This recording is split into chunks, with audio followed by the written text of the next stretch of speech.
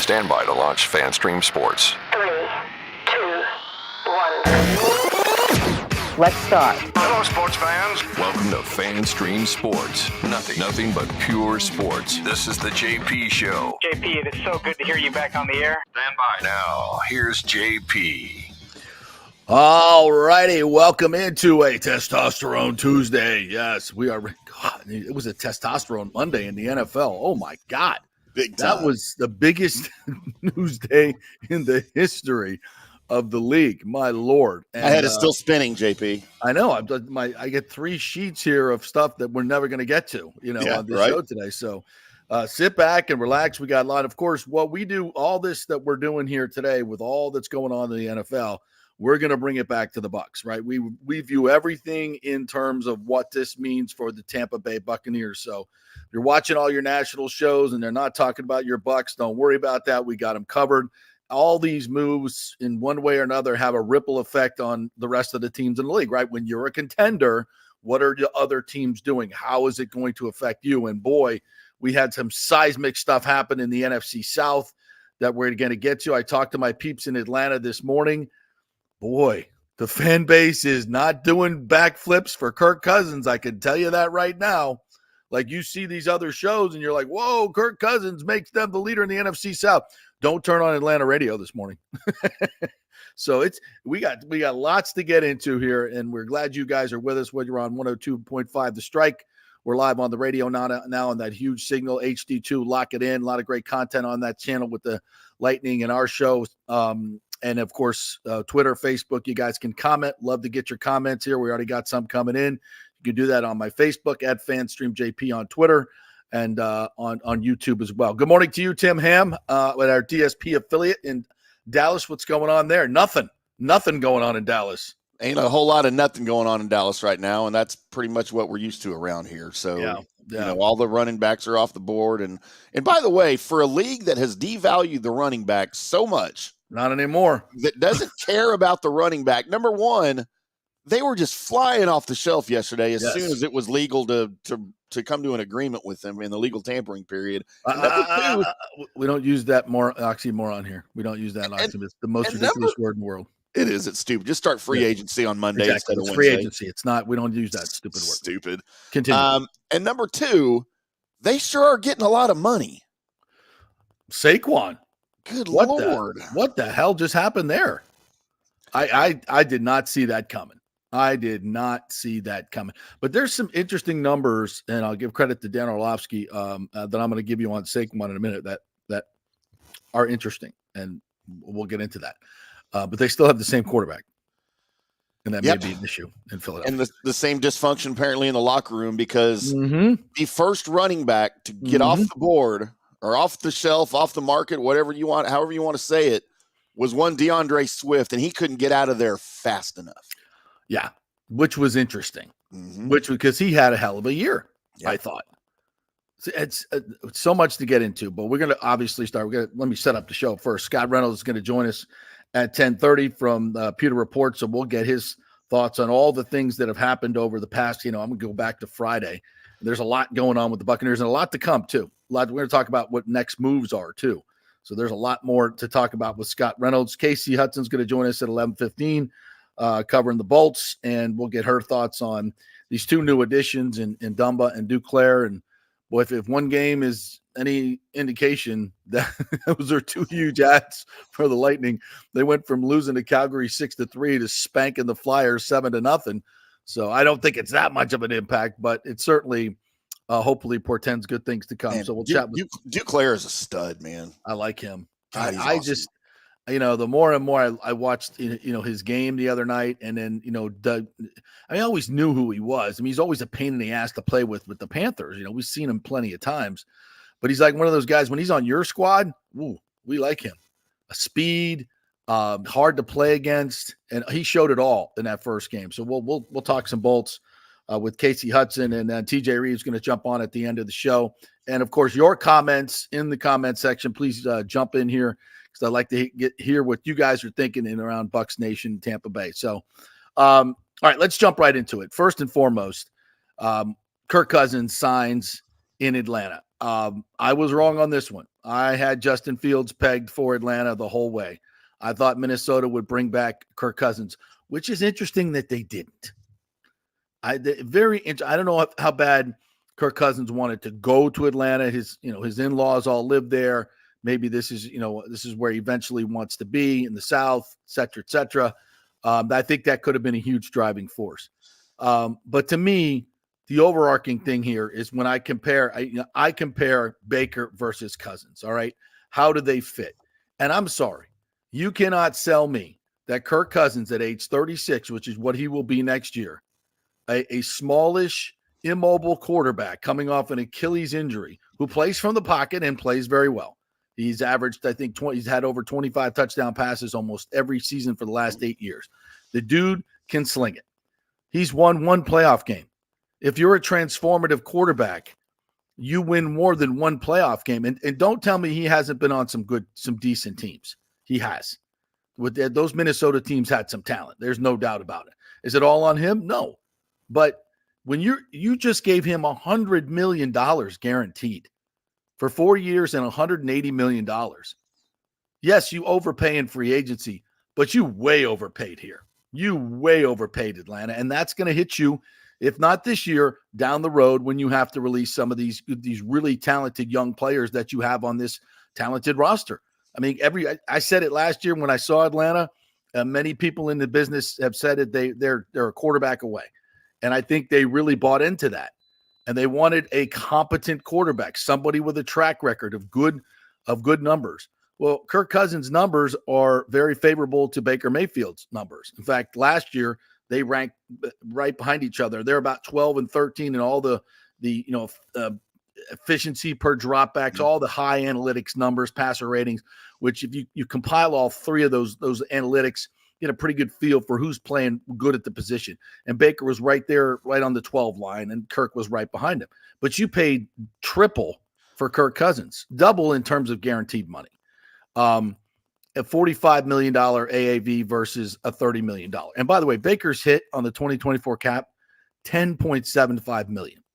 $10.75 million, which is why the Bucs signed Chase McLaughlin, their kicker, who did not freaking miss last year except for once. The only two that he had missed in the regular season were blocked. The dude was money on 50-plus kicks. Didn't miss a one, and huge kicks. It worth every penny of $4 million a year. Yeah. And so you know that $15 to $20 million, and everything, the cap is not, dollar for dollar hard cap. I get it. But every one of those extra dollars that you saved just basically saying $30 million for Baker, $45 million, that $15 million is Greg Gaines, who they signed for 1 year, $3.5 million, an interior defensive lineman, not a great guy, but a guy you got to have. You got to have to stop the run, rotate along the defensive line. And Chase McLaughlin. And there's more to do. They're going to be able to add a few more players, probably a starting center down, which is going to be huge for them, and the starting interior lineman, and they'll probably draft the other one, but they could get a veteran as well. It gives the Bucs so much more flexibility. The Falcons are absolutely tied in to Kirk Cousins for at least 3 years, 4 years probably in that contract, the way it looks. The Bucs can get out of this contract with Baker next year and not kill him. In 2 years, it's a wash. It's a complete wash at $30 million a year. And I'm here to tell you, Baker Mayfield is better at this point of his career than Kirk Cousins. And I don't think that's arguable. I do not think that's arguable, what we saw last year from Baker Mayfield. Tim, how would you see this comparison between the two? I've never been a Kirk Cousins hater, but I've never been his biggest supporter either. To me, he's just a guy. Now, I know he's got longevity. He played 6 years in Washington, and now he was in Minnesota for 6 years. And when you have guys that play this long, what I like to go back and I look at the first 6 years of his career in Washington, and now the last 6 years of his career in Minnesota. And man, there is a tremendous fall off in numbers. Yeah. If you look at it, and you don't even have to do a deep dive. You can do a quick glance and notice this. He's played 20 fewer games over the same period of time because of injuries in Minnesota. Mm-hmm. He's thrown for a lot less yards, 100 less touchdowns. I mean, it's it's unfathomable to me how somebody could put so much value on Kirk Cousins. Yeah. To pay him that amount of money. And again, he's not a bad quarterback. Is he a significant upgrade over what Atlanta has now? Yes. Yes. But is he going to get him to a Super Bowl? Probably not. No. Is he going to even win the division? Probably not. Oh, they're the favorites now. They're the favorites now. I don't get it. And the Vegas has them now as the favorites, slightly ahead of the Bucs. Not a huge favorite, but slightly ahead of the Bucs. I don't get that. I don't get that at all because of Kirk Cousins being added. I mean, Baker Mayfield and Mike Evans coming back. Look, when you look at the two games last year, I thought fairly even. The Bucs were in different places during those two games, so it's kind of interesting. But I just think I said I think Atlanta's. I thought they were going to win the division last year after they came in here, and because I didn't think they even needed a quarterback because they had such a great running game. The defense was good, and the Bucs were just in a deep dive. They were in a deep dive. But they flipped it around, and I think a lot of it is because of bad coaching and bad quarterbacking in Atlanta.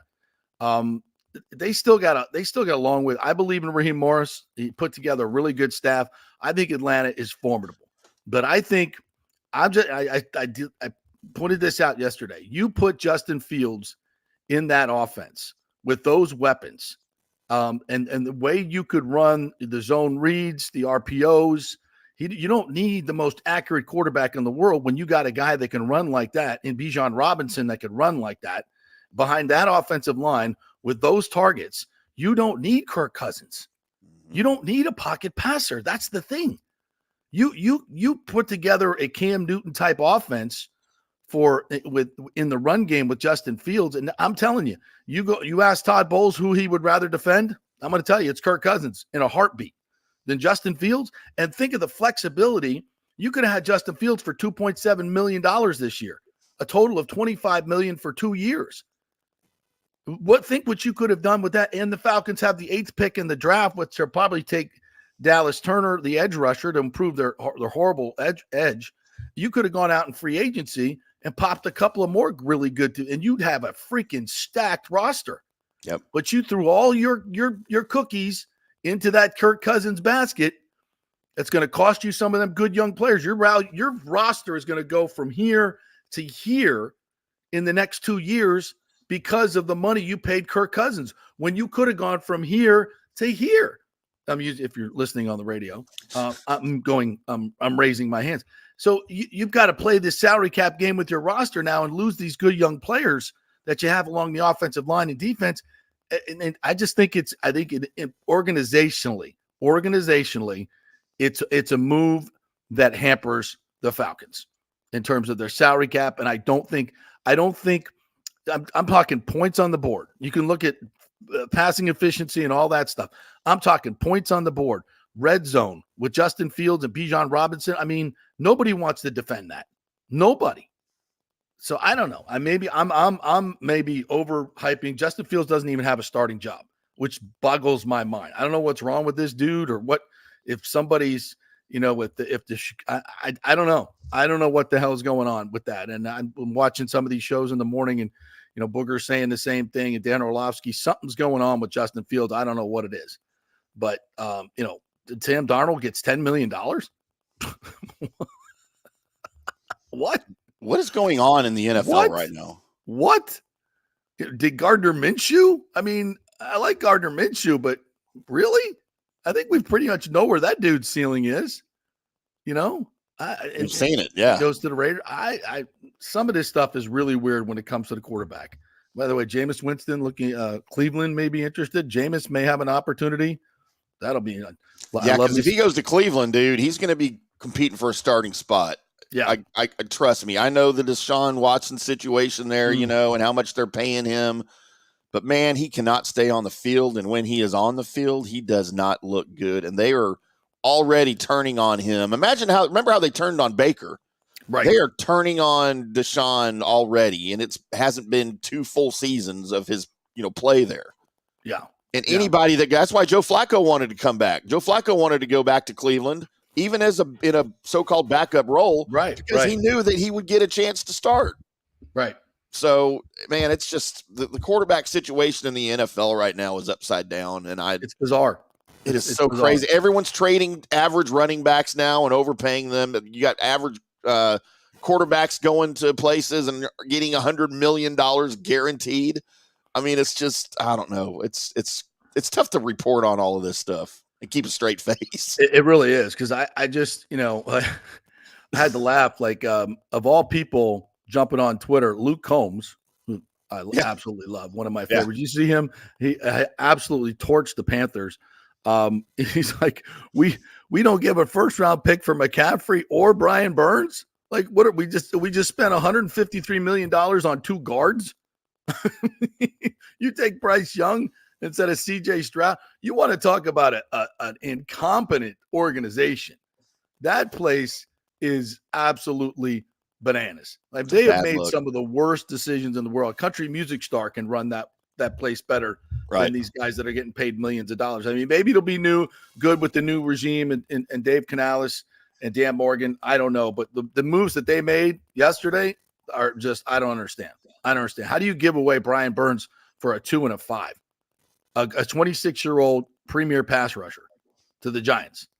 So the Panthers did not get better, in my opinion. They like Bryce Young. We got it.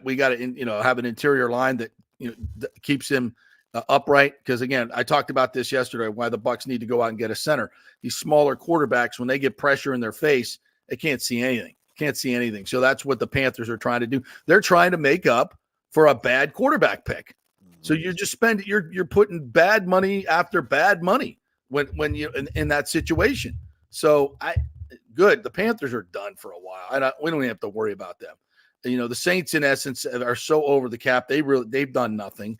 I don't expect them to improve in any way. Derek Carr's not getting any younger. I don't see anything that the Saints are doing any better.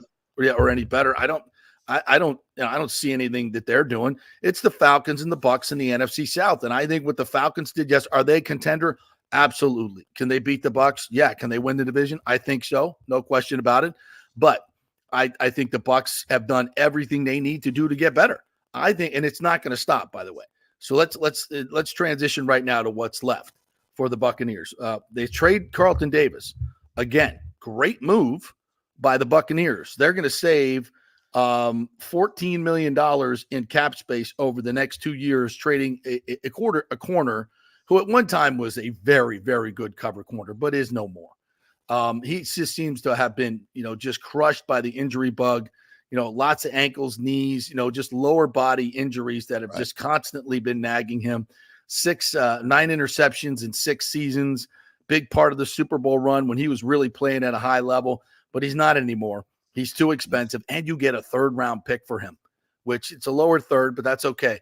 You can go get a corner now in the 3rd round with that pick. That's not going to be as good as Carlton Davis was at the beginning of his career, but every bit as good as he is now. And you save the cap space. You can even go out and get an experienced corner if you want with that cap money. So I thought Jason Light did a nice job with that, getting some real value for a guy that you wanted to get rid of anyway. So great job there. They'll go sign Levante David. We talked about Chase McLaughlin. We talked about the Baker. We got the numbers on his contract now. And again, very cap friendly. And they did this for a reason. And Baker, we said it yesterday, it bears repeating. Baker Mayfield and Mike Evans both left money on the table so that Jason Light can go out and get all these deals done. That's the atmosphere you feel with this signing. And of course, the fan base is over the moon about the whole thing. It's like everybody is on the pirate ship, man. And we're full sales. We're all going in the right direction. All the players are taking a little bit less to get everybody on board. And, it just feels like everything is sailing in the right direction. Again, you turn on Atlanta radio this morning, and it's, according to my sources, 50-50, 60-40 against. They wanted Justin Fields, the hometown kid. They wanted no part of Kirk Cousins for the most part. They say, they just don't. Listen, I think you go in that locker room. I don't think, publicly they'll all say the same thing, but I think privately there's probably a few people rolling their eyes. Like, well, and this is a new regime with Raheem. Well, he needs everybody pointing in the same direction, including the fan base. And that didn't happen with this signing. I'm not saying the fans should be running the team. That's not what I'm saying. But I'm just saying there is some disjointedness to theirs. It's not when Baker re-signed, everybody backflipped. The fans, the organization, Mike Evans, his teammates, everybody. That's not happening in Atlanta. That is not happening in Atlanta. And I think that's where it starts. And in the end, it's bad juju. Yeah, and when you look at the thing that kind of got lost on me in this whole Kirk Cousins thing, and probably not lost on the Atlanta fans, is he's a 35-year-old quarterback coming off an Achilles injury. Yeah. So, and to be honest, I completely forgot about the Achilles injury. I honestly did, because, I mean, I don't follow the Falcons necessarily, or the Vikings necessarily. But here's the other thing. We need to make sure everybody understands, yes, we've started free agency. These players cannot sign deals until tomorrow, until Wednesday of this week. These are all agreements in principle with all these players and all of these teams. Nothing can be signed until the new league year starts tomorrow. And there have been times when players have changed their mind in between the agreement on Monday and pen to paper on Wednesday. So things and teams could change. Are you saying there? Are you looking at anything in particular? No, I'm not looking at anything in particular. I'm saying across the board, these deals may change. It's not a Greg Schiano thing like in Tennessee where the fans went nuts and they just went, okay, we're just kidding. We're just kidding. We're just kidding. Just joking. We wanted to see what y'all thought. So by tomorrow, Justin Fields is in Atlanta? Man, I don't know about that, but Kirk Cousins may not be, because he's got to pass the physical still. Yeah. And for all of these players, they have to pass the physical still. What we've heard is the rehab's going great. He's fine, blah, blah, blah. I don't care. He's 36 years old and it's an Achilles, or he's going to be 36 when the season starts. And you're already immobile. I mean, I don't care what you say. I watched it with Tom Brady. You could be the best damn pocket quarterback in the history of the game. But in today's NFL, if you can't at least elude the rush and get out of the way and extend plays a little bit, it's tough to play in this league. I don't care what kind of weapons you have. It's tough to play in this league. Guys are too fast. These edge rushers, these inside guys are too big and too fast. You got to have some mobility. And what happens if he re-injures it? Look how locked in you are. You can't get out of it either. You can't get out of it. That's the beauty of this Baker deal, man. In a year, they can get out of it, and it'll hurt a little. 2 years, they're scot-free. And I don't think anybody's worried about needing to get out of that. I don't either. Unless there's an injury. And guess what? If you have to pay him $40 million in 3 years, you know why? Because you went to the playoffs twice. And $40 million for a quarterback in 2 years, well, actually 3 years, the cap's going to go up another probably 120, 130 million. Easy, $40 million for a good starting quarterback is going to look like chump change in 3 years. So Jason Light kicked ass. And the Mike Evans deal, I'm sorry.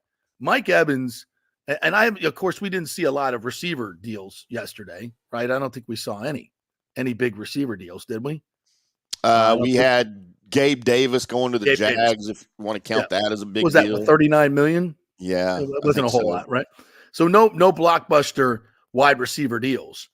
But I'm telling you, Mike could have got a lot more guaranteed money on the open market. There's no question in my mind. No question in my mind. And it's not a slight at either one of these players. It's an attaboy.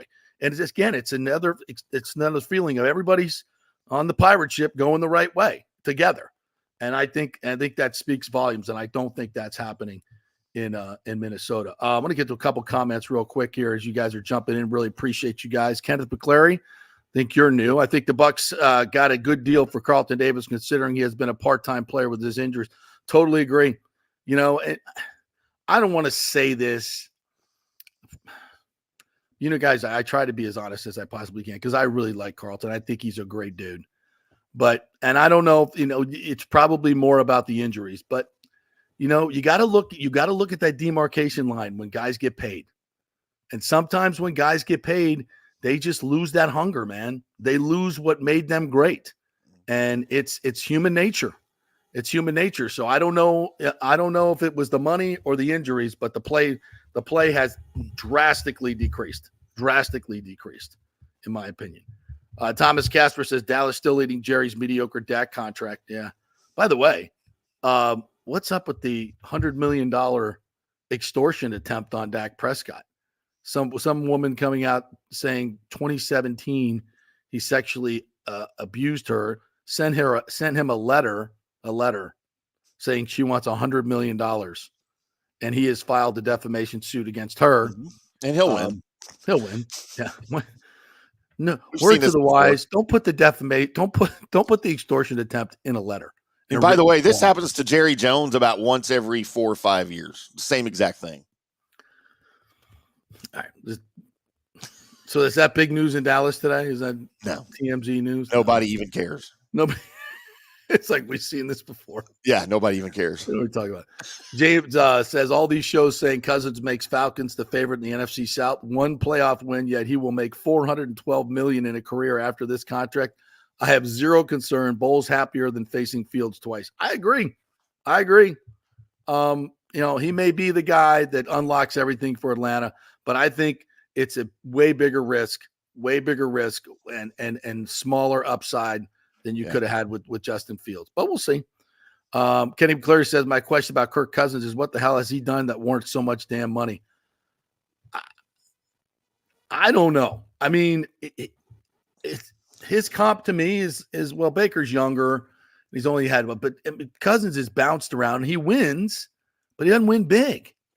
It's like, if I'm going to pay big money, I want something, I want someone that's a little bit more proven with a little, few more pelts on the wall, right? And one playoff win. Rick says you can't treat Cousins, you can't trust Cousins' decision making. Who moves closer to their mother-in-law? Rick, you are a treasure. You are a treasure. What are we doing here? By the way, let me throw this at you. While we're talking about Kirk Cousins, do you know where he is on the all-time career passing leaders list? In terms of yards? Been in the league 12 years. Right. He is number 24. He hasn't even reached 40,000 yards in a career in 12 years. And he is slightly ahead by 300 yards of Derek Carr. I mean, it just screams like mediocre. Yeah. It's not. I don't let's just say, where would you rather be? Baker at 50, 60 guaranteed over 2 years, or $100 million guaranteed for 4 years for Kirk Cousins at age 36? I don't even think this is close. It's not even a conversation. Yeah, it's not. It's just not. I mean, Baker has such a better upside, way cheaper. I think the Falcons really, really hurt themselves in a big way. And if Kirk Cousins doesn't stay healthy, then you really hurt yourself. And John Hill. Oh, go ahead. John Hill says, good morning. The value of Baker over Cousins for the money to each franchise is outstanding, in favor for the Bucs for other needed resources. It's team game. Yes, Nathan Eldy, I will preach the Falcons desperate. I think it's a desperate move. And I can't see how Raheem was on. It doesn't seem like a Raheem type of move to me. Does this mean Justin Fields was never even in play for the Falcons? Yeah. Or maybe they just couldn't come to terms. Like, I would love to know the backstory there. Well, at this point, there's no market for Justin Fields, I'm told. I mean, I turn on, get up this morning, like, where's Justin Fields going? How do you pay $10 million for Sam Darnold in Minnesota when you could have Justin Fields for 2.7 this year, 25 for 2 years, and you could get out of the next year deal, I'm pretty sure.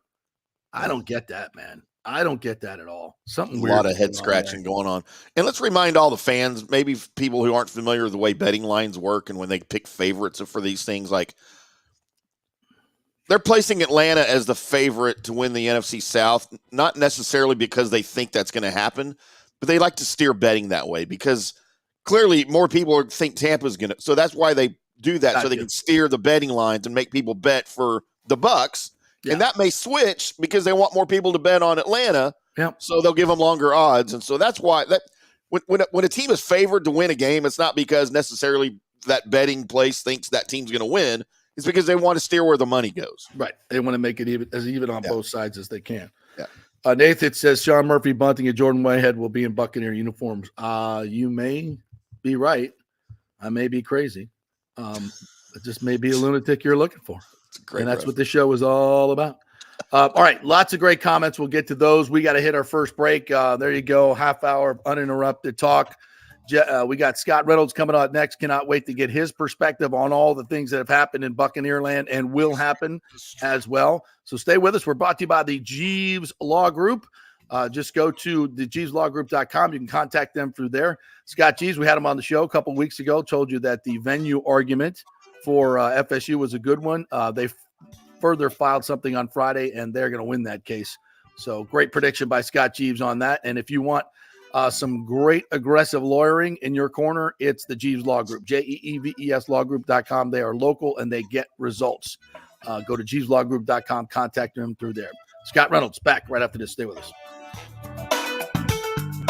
JP here for my friends at your local Synovus Bank, and I do mean friends, and I do mean local. One of the local managers in Tampa is John Acosta, big fan of the show, and I've known him for over 40 years. He's been in local banking since 1983. You talk about developing relationships. You don't stick around for that long unless you're doing things the right way and have a great reputation, and that's the focus company-wide at Synovus. Big enough to handle any complex international transaction, but small enough to answer the phone when you have an urgent question about your business or personal account.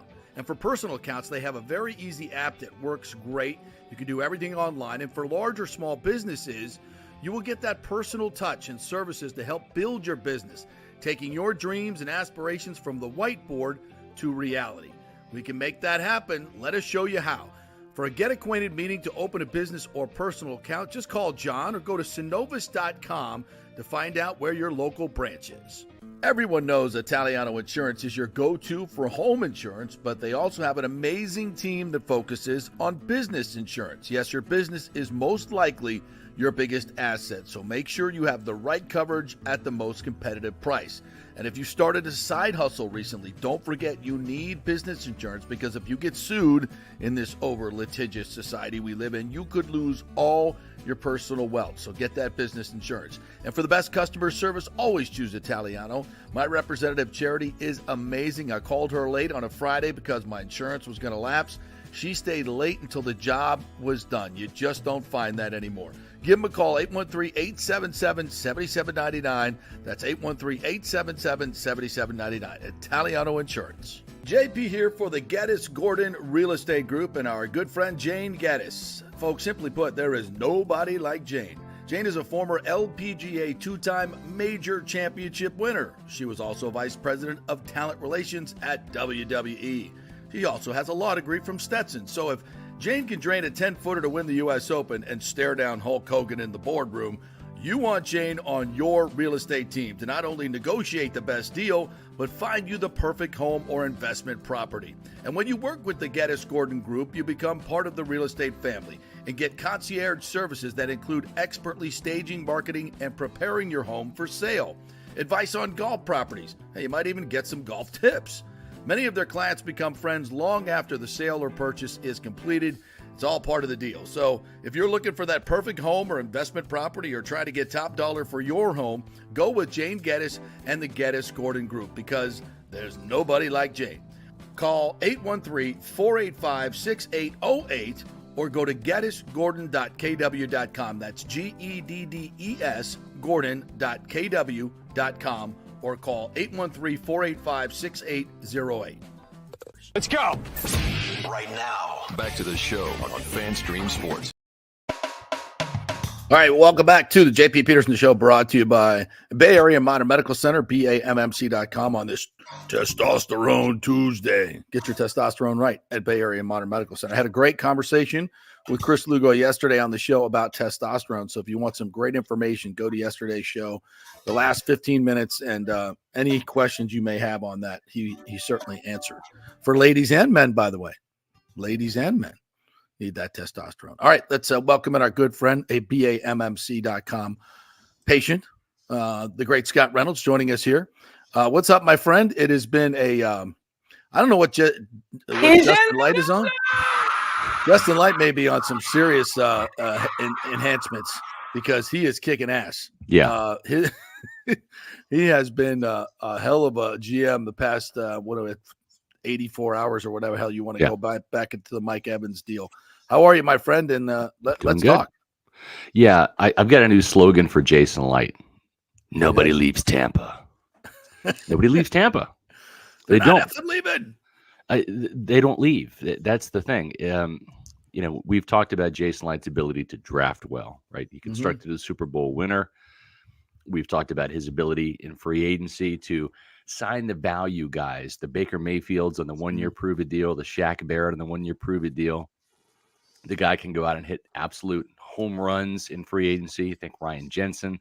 Think Tom Brady, right? Those are some big contracts. Ndamukong Suh replacing Gerald McCoy. The oft-injured Gerald McCoy with Ndamukong Suh was a catalyst for this team getting to the Super Bowl and winning it. We talked about the trades he's made. The Gronk was kind of the obvious one. How about Jason Pierre-Paul fleecing the Giants for a third-round pick? Yeah. Those are all so important in team building and roster construction. But the one thing that's just as important is re-signing your own guys. Yep. Not letting them get away. Nobody leaves Tampa. And it's like, that's what this guy does. Unless we want him to. Exactly. Right. Unless Jason Light says, be gone, be gone, Devin White. Yes. That's the mark of a great general manager. It's one thing to draft. It's one thing to sign, right? Lure with money. It's another thing to build a relationship with the players, to have the organization. And, I think I said this before on my Pewter Report podcast. It's like that little report card that the Bucs got. You can rip that up and throw it away. Nobody cares. Nobody cares. All right. The proof is in the fact that players want to come play in Tampa. Exactly. And once they're here, they really don't want to leave. But there's roaches in the shower. Yeah. Who cares? Everywhere in Florida. This just in. Yeah. Exactly. Be happy it's not snakes and alligators in the shower. Exactly, Tim. Well said. So, that's the thing. It's the proof is once they get here, the Baker Mayfields, once they're drafted, the Mike Evans, they want to stay. And you've seen that with this team. Chase Edwards, the running back, Chase McLaughlin, the kicker, Greg Gaines, they all want to continue to play for Todd Bowles, finish what they start here in Tampa. They're building something really good. I know Kirk Cousins signed in Atlanta. You know what? Fine. Okay. They're the favorites now. That puts the Bucs in the underdog role. Exactly where we want to be. Continue to disrespect this team at your own peril. Okay? They thrive in this role. They just do. When I saw that last night, I came across Vegas now has the Falcons. I'm like, perfect. Good. Thank you. Jason Light's doing backflips. That's exactly Keep driving that underdog money on that money line. I'm going to bet the Bucs hard. I made a fortune off the Bucs last year. Oh God, me too. In 3 things. Number 1, over 6.5. Yeah, over 6.5. I killed that. Number 2, NFC South champions. I bet that when I want to say when they beat Green Bay. I think they were still 2 games below 500. I think that was the turning point. I got it at preseason. Well, I would big money. I wasn't that sure because it could be and I did bet the Bucs making the playoffs, right? Those are the two ones I bet. I got in late on the NFC South Championship just because you don't know. Like the Buccaneers could get to 9 wins, to 10 wins or whatever. The Falcons or the Saints, they could have just had a lucky streak and ended up winning the division. Oh, did we lose? Uh-oh. Give it a second. Give it. Hair looks good at least though. It really does. And if you freeze like that, look at my hair. It's terrible. If I freeze, it's going to be really bad. Yeah. But Scott, maybe he can pop back in, pop out and pop back in. If you can hear me, Scotty, or can we remove him and then bring him back? Does that work? It won't do anything. I mean, I can pull him out and bring him back. Yeah. All right. I'll text him to jump back in. Or maybe his Wi-Fi just went dead for good. We talked so much about this yesterday, about the relationships that Jason Light has built. And that's that's what helps bring these guys back on numbers that are lower. Right. Because of just what Scott's talking about. It's the atmosphere that he has created. And, it doesn't just happen, at the end when your contract's up. It happens. Yeah. You build this over time. And that's why we laughed at that report card. You know what? Play well. You'll be rewarded, and you won't have to worry about the $90 for child care on the weekends. Yeah, and look, the ugly side of football is the business side, right? It's a business. Nobody wants to hear about it, right? Yeah. The happy side of football is the relationships. A great general manager can do both well, right? Yeah. And that's how they earn their money, and that's how they keep their employees / players, whatever, happy. And it's Jason Light's just excellent at that, man. A lot of guys can take a lot of lessons from him. Yeah, Jerry Jones. Yeah, I mean players want to stay in Dallas. He treats the players really well, right? Oh, absolutely. Yeah, no, nobody wants to leave here unless you're Dalton Schultz, and then you go to Houston for a year, and then you badmouth the Cowboys, and then you get lit up by your ex-teammates. That was a local story that we had. Yeah. Yeah. What was it? Tad Prescott tweeted out about when the Eagles got Saquon. Oh, they got the best front office in the division. What are you doing? Dude, that's been him though since Dak got here, man. It's his brother. It's as bad as Patrick Mahomes' brother, right? Right. It's just keep your mouth shut. Yeah, it's worse. It's got to be. Yeah, it's nobody cares. I mean, it's here in Dallas. It's right. But it's just. I mean, if you're Dak, do you just say, "Bro, shut up"? Like this. I don't think stay out of my business. I don't think they talk. Oh, really? I don't think they have a very good relationship. Huh. Well, Well, it shows. Yeah. Because you don't want. Yeah. I just don't think it's. Who was somebody that did that with the Bucs a while back? One of the wives jumped in, and it's just. I get it. You want to defend your man, and that's you support, but I don't know.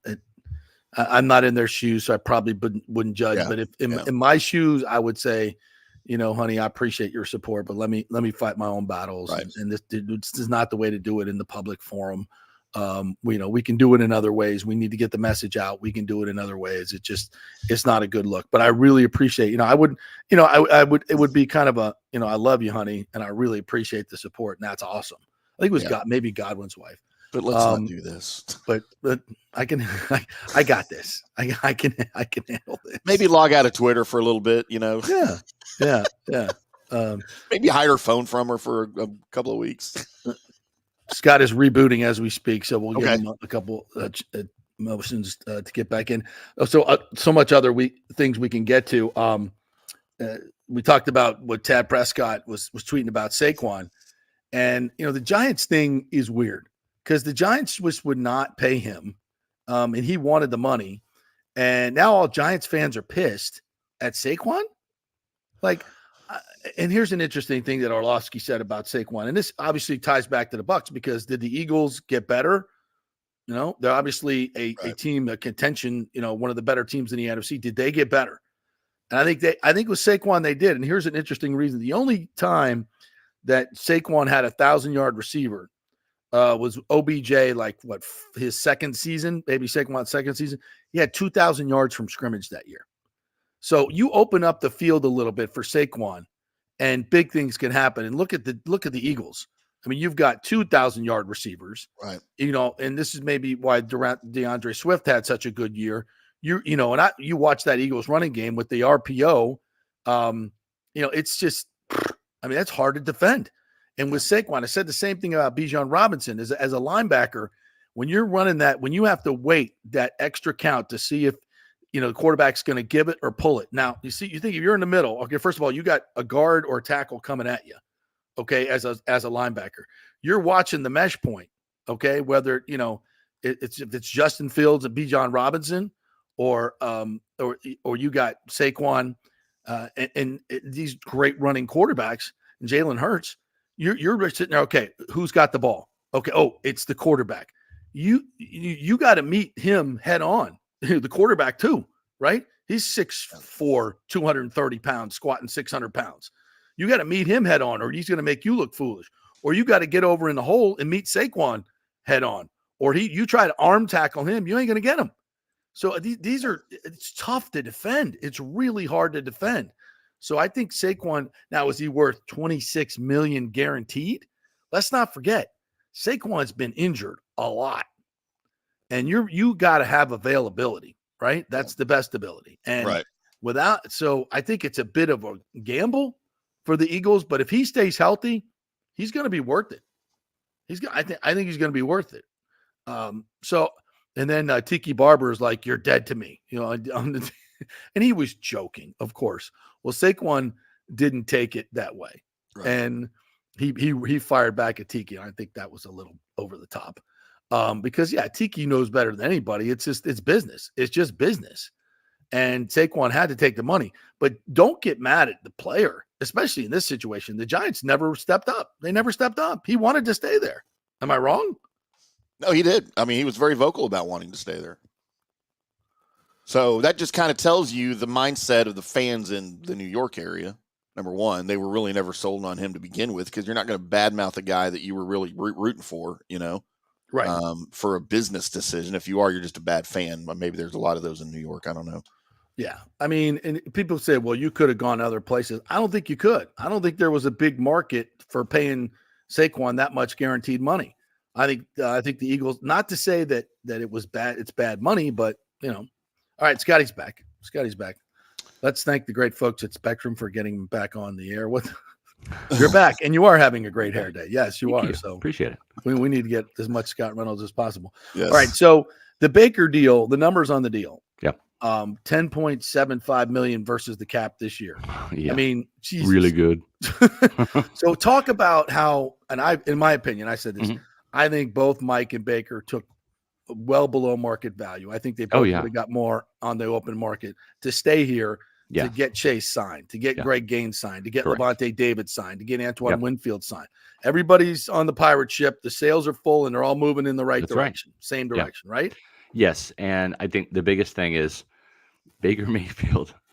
Baker Mayfield is a Pro Bowler, an NFC South champion, and he has more postseason victories than any quarterback in the NFC South right now. That's right. That includes Kirk Cousins. That includes Derek Carr. And he's the third highest paid quarterback in the league. Like, what are you paying these guys for, right? You're paying them to win division championships, win playoff games, right? I'm not saying the regular season doesn't matter, because it does. It's cumulative, right? You have to win enough regular season games to win your division, to get in the playoffs. And then once you're there, you want to win, right? That's the goal. Baker Mayfield is the third highest paid quarterback. His average, annual value is $33.3 million. Derek Carr is making $37.5 million. Kirk Cousins is going to be averaging $45 million. So, I mean, Baker's 29. I think Derek Carr is 30, 31. You've got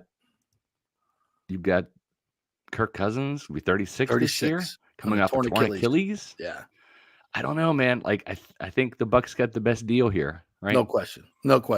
And I was mentioning that, and I thought Justin Fields was going to Atlanta, and I think it would have been a better move because of the flexibility. 2.4, 2.7 this year. Yep. The 20-some next year, 25 for 2 years. Yep. You can get out of it. If Kirk Cousins gets hurt, you're locked in. Kirk Cousins is an older version of Derek Carr. He's a prolific passer, but the 1-3 postseason record stands out. Yeah.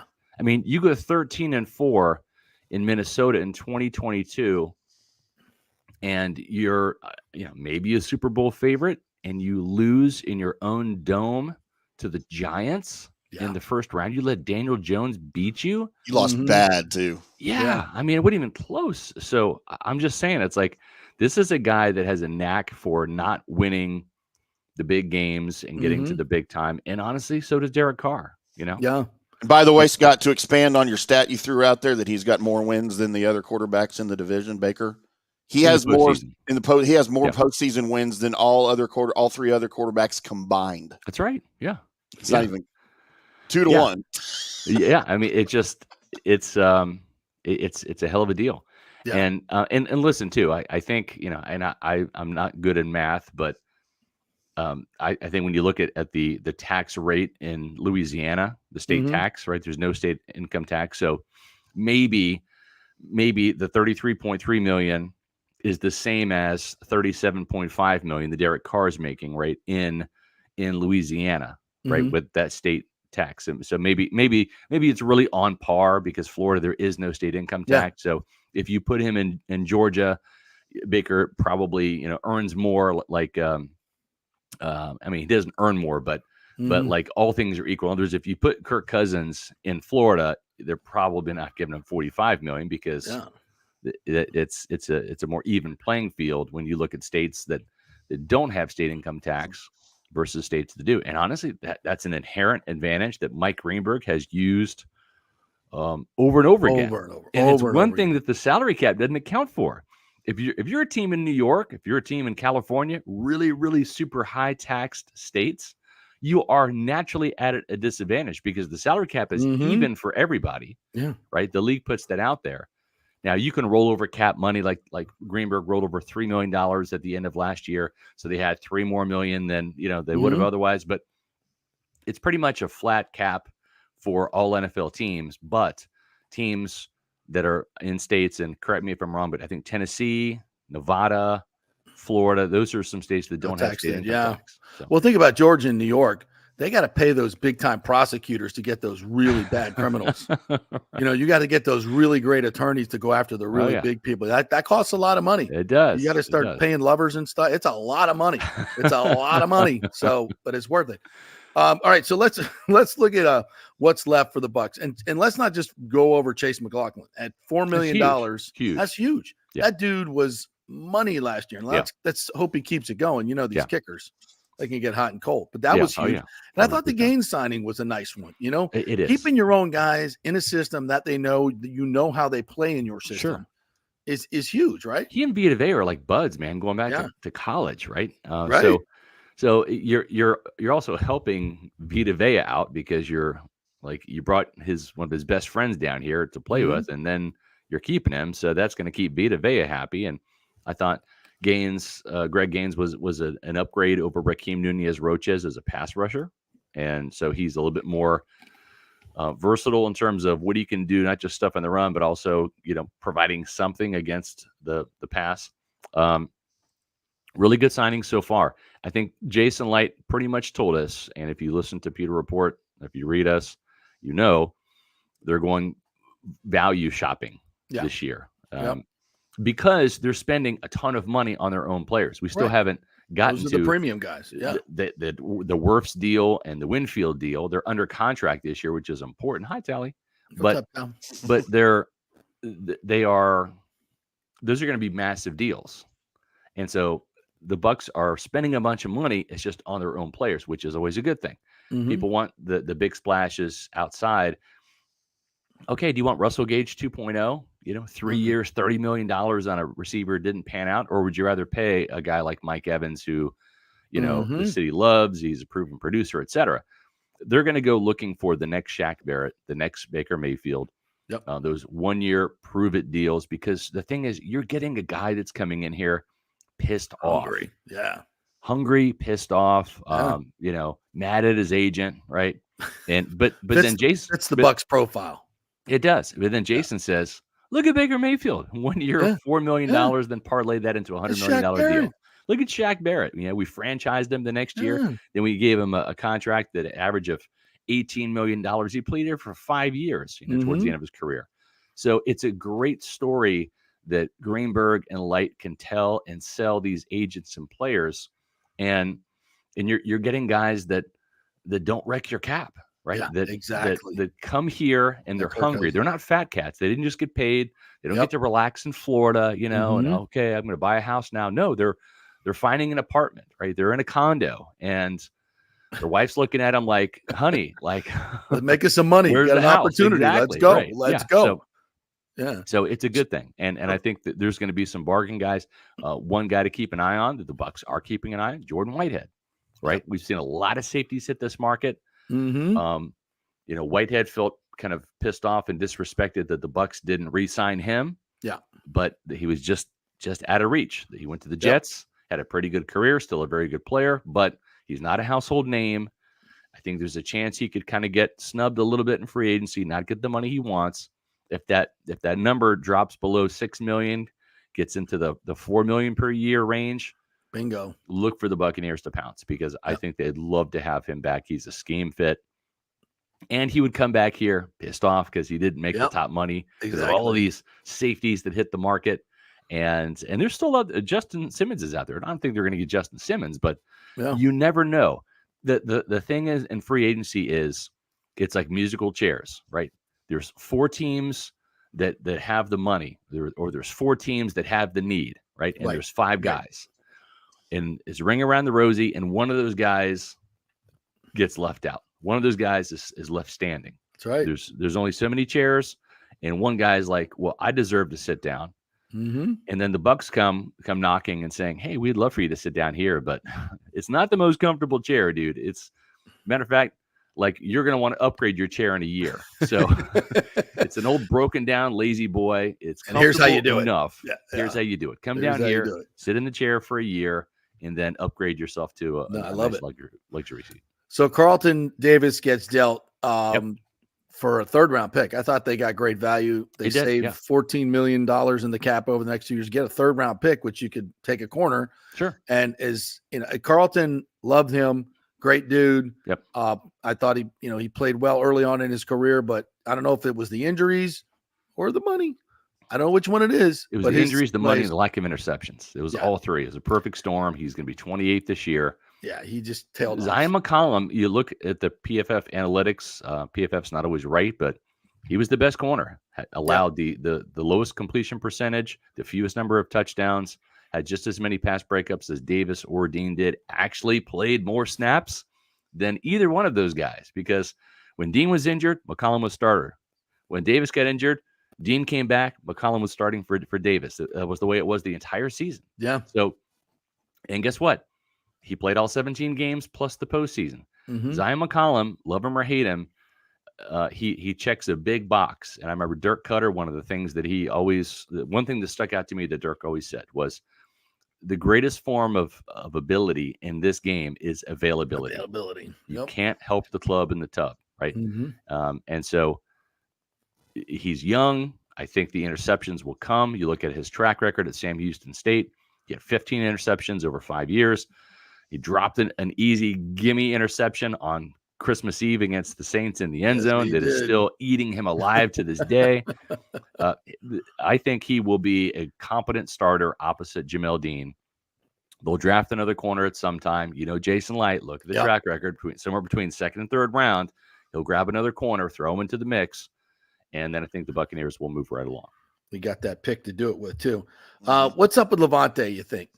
What's going on there? Levante saw that Mike Evans deal. Not the money, but the 2-year. Yeah. Okay. He wants 2? I think he wanted a 2-year deal. Here's the problem with the 2-year deal from the Bucs perspective. And this is why I think they're going to re-sign him to a 1-year deal.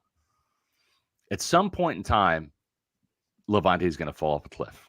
At some point in time, he's going to slow down. I mean, go back and look at Derek Brooks, the greatest Buccaneer in franchise history, right? Derek Brooks. No other Buccaneer had more accomplishments than DB 55.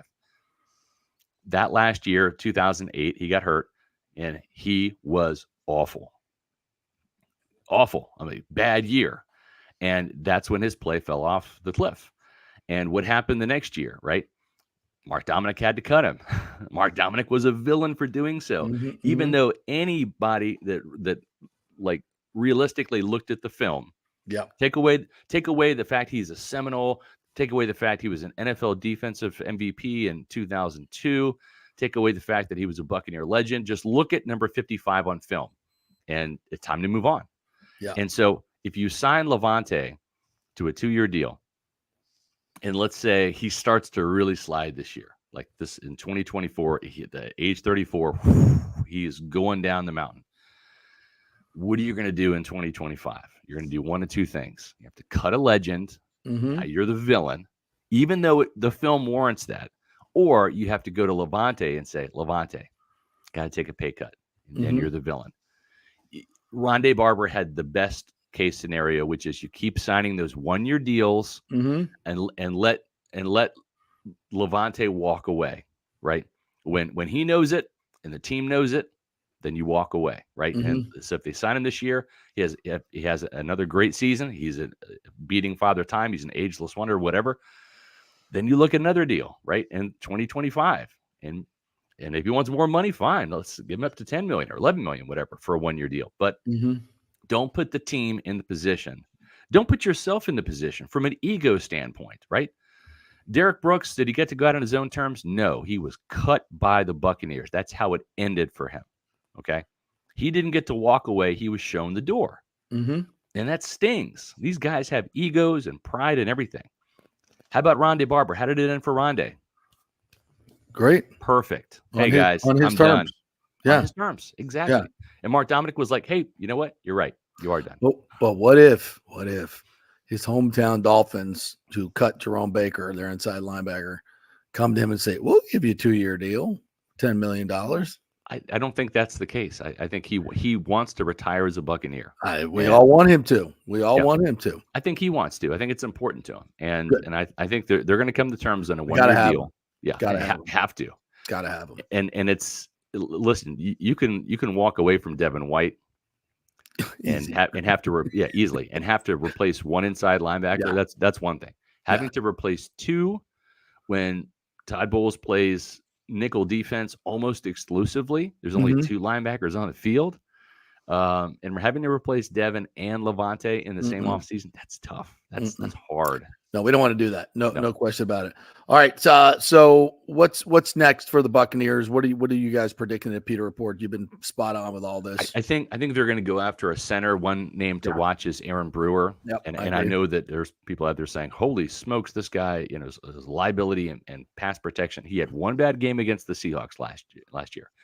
Gave up 6 sacks, 3 of which were in one game, right? Tannehill was back at quarterback, wasn't very mobile. And he just had a bad day at the office. He gave up, I think, 6 sacks, 34 pressures, and Robert Hainsey gave up 5 sacks and 31 pressures, so almost identical. But what you're getting is a much better run blocker than Robert Hainsey is. Robert Hainsey's average at pass protection, maybe slightly above average. Aaron Brewer's slightly below in pass protection, but really good in run blocking. And so I think that when you look at both those guys, they're kind of even except for the run blocking, and that gives Brewer the edge. He's also still young. I want to say he's 25 years old. More athletic. Yeah. Not as big. He's about 6'1", 295. So he's think Jeff Fain, Jeff Christie, but still bigger, not 280 pounds, but 295. But we'll see. That could be a value signing center. And then they might address that position in the draft as well. But I think they're looking for an upgrade over Robert Hainsey. They need a left guard. A lot of the big names have gone. Again, think bargain. Value. And then also edge, too. A name to keep in mind is Josh Uche from New England, the Patriots. I think he had 3.5 sacks last year, maybe 4, but he had 11 the year prior. Kind of a Shaq Barrett designated pass rusher. Yeah, kind of a Shaq Barrett type. But, there's enough edge guys in Tampa where if you add one more, this is not a great edge draft. They like Marshawn Nealand from Western Michigan. That's a name to keep in mind, maybe in the second round. But if you replace Shaq with this guy and you keep developing Marquise Watts, who I think has star potential. I think Marquise Watts is a diamond in the rough. You still have Jose Ramirez, who got rave reviews on the practice squad as a developmental guy. You move on from Cam Gill. You move Jose Ramirez up. So now he's on the roster, maybe depth chart number 4 or 5. Yeah. You have Anthony Nelson for another year. He's serviceable. He's good against the run. Yeah. If Yaya Diaby continues to develop, that's the key. The 7.5 sacks, don't get too fixated on that because his pass rush win rate was not great. Yeah. But they're expecting him to take a big leap. I talked to Yaya. So raw. He's raw. Incredibly raw. He was a late bloomer at Louisville. He went from, I think, 3.5 sacks as a junior to 9 as a senior. So this guy's got a ton of potential. And the one area he's working on this offseason is going out there and becoming more agile, right? Not as stiff, a little bit more fluid. And I think that's going to help him. He's very strong. He's very fast, but you have to be agile. It's not that 40-yard dash that really matters when you're rushing the passer. Mm-hmm. It's the 3-cone drill. It's the lateral movement. It's being able to run up the arc, turn the corner. Yeah. Yep. What do they call that? Run the arc, run the circle. Run the arc. Yeah. Yep. Put the hula hoop on the ground. That's right. Go That's get all it. about. Go get it. All right, partner. What do you guys got coming up this week on Pewter Report? Well, we got some more podcasts for you at 4 o'clock. They're live every day at 4 o'clock, Tuesday, Wednesday, and Thursday this week. We do them every Monday, Wednesday, or Monday, Tuesday, Wednesday, and Thursday during the off season. 4 o'clock on Pewter Report TV. It's our YouTube channel. Make sure you follow us on X, Facebook, and Instagram at Pewter Report. And then, of course, the mothership, pewterreport.com. Our website has been blowing up. We have a free agency tracker on there that has all of the latest rumors, all of the latest signings and re-signings, the available Buccaneers that have yet to sign with Tampa Bay or elsewhere. So make sure you check out our free agency tracker. It's updated multiple times throughout the day during free agency on pewterreport.com. All right, partner. You know when the Baker presser is going to be? Any idea? I'm guessing probably right when you and I want to do lunch on Thursday or Friday. Yeah, probably. Yeah. Okay. That's probably when they're going to schedule that. We'll have to reschedule once again, JP. But they have a copy of my schedule. I'm absolutely. There's no doubt. As a matter of fact, they called me and they said, "Do you know what JP's doing?" I'm like, "Well, yeah, we have lunch with me Thursday or Friday." It's like, "Oh, that's what we're doing the presser." Stupid questions in there. Yeah. Absolutely. All right, partner. Thanks, man. Appreciate it. Hair looks JP, great. Thank you. Great Scott Reynolds right there, ladies and gentlemen. All right, we'll take a break. We'll come back on the other side, and we got lots more free agent news to get to. There's some breaking news coming up. Another running back is gone. The Bucs looking for a experienced running back. That might be. We're brought to you by the great folks at Synovus Bank. They're the big bank with a local bank feel. Go in there and ask for my buddy John Acosta, good dude. They got tons of guys just like him that have been in local banking for a long, long time. They know the local landscape. They will help you with your business or your personal. They'll just make you feel like you are important and you're not just a number like a lot of these other big banks feel like. Synovus Bank, it's the big bank with a very local feel. Go to your neighborhood Synovus Bank and tell them JP sent you. Back in 3. Stay with us.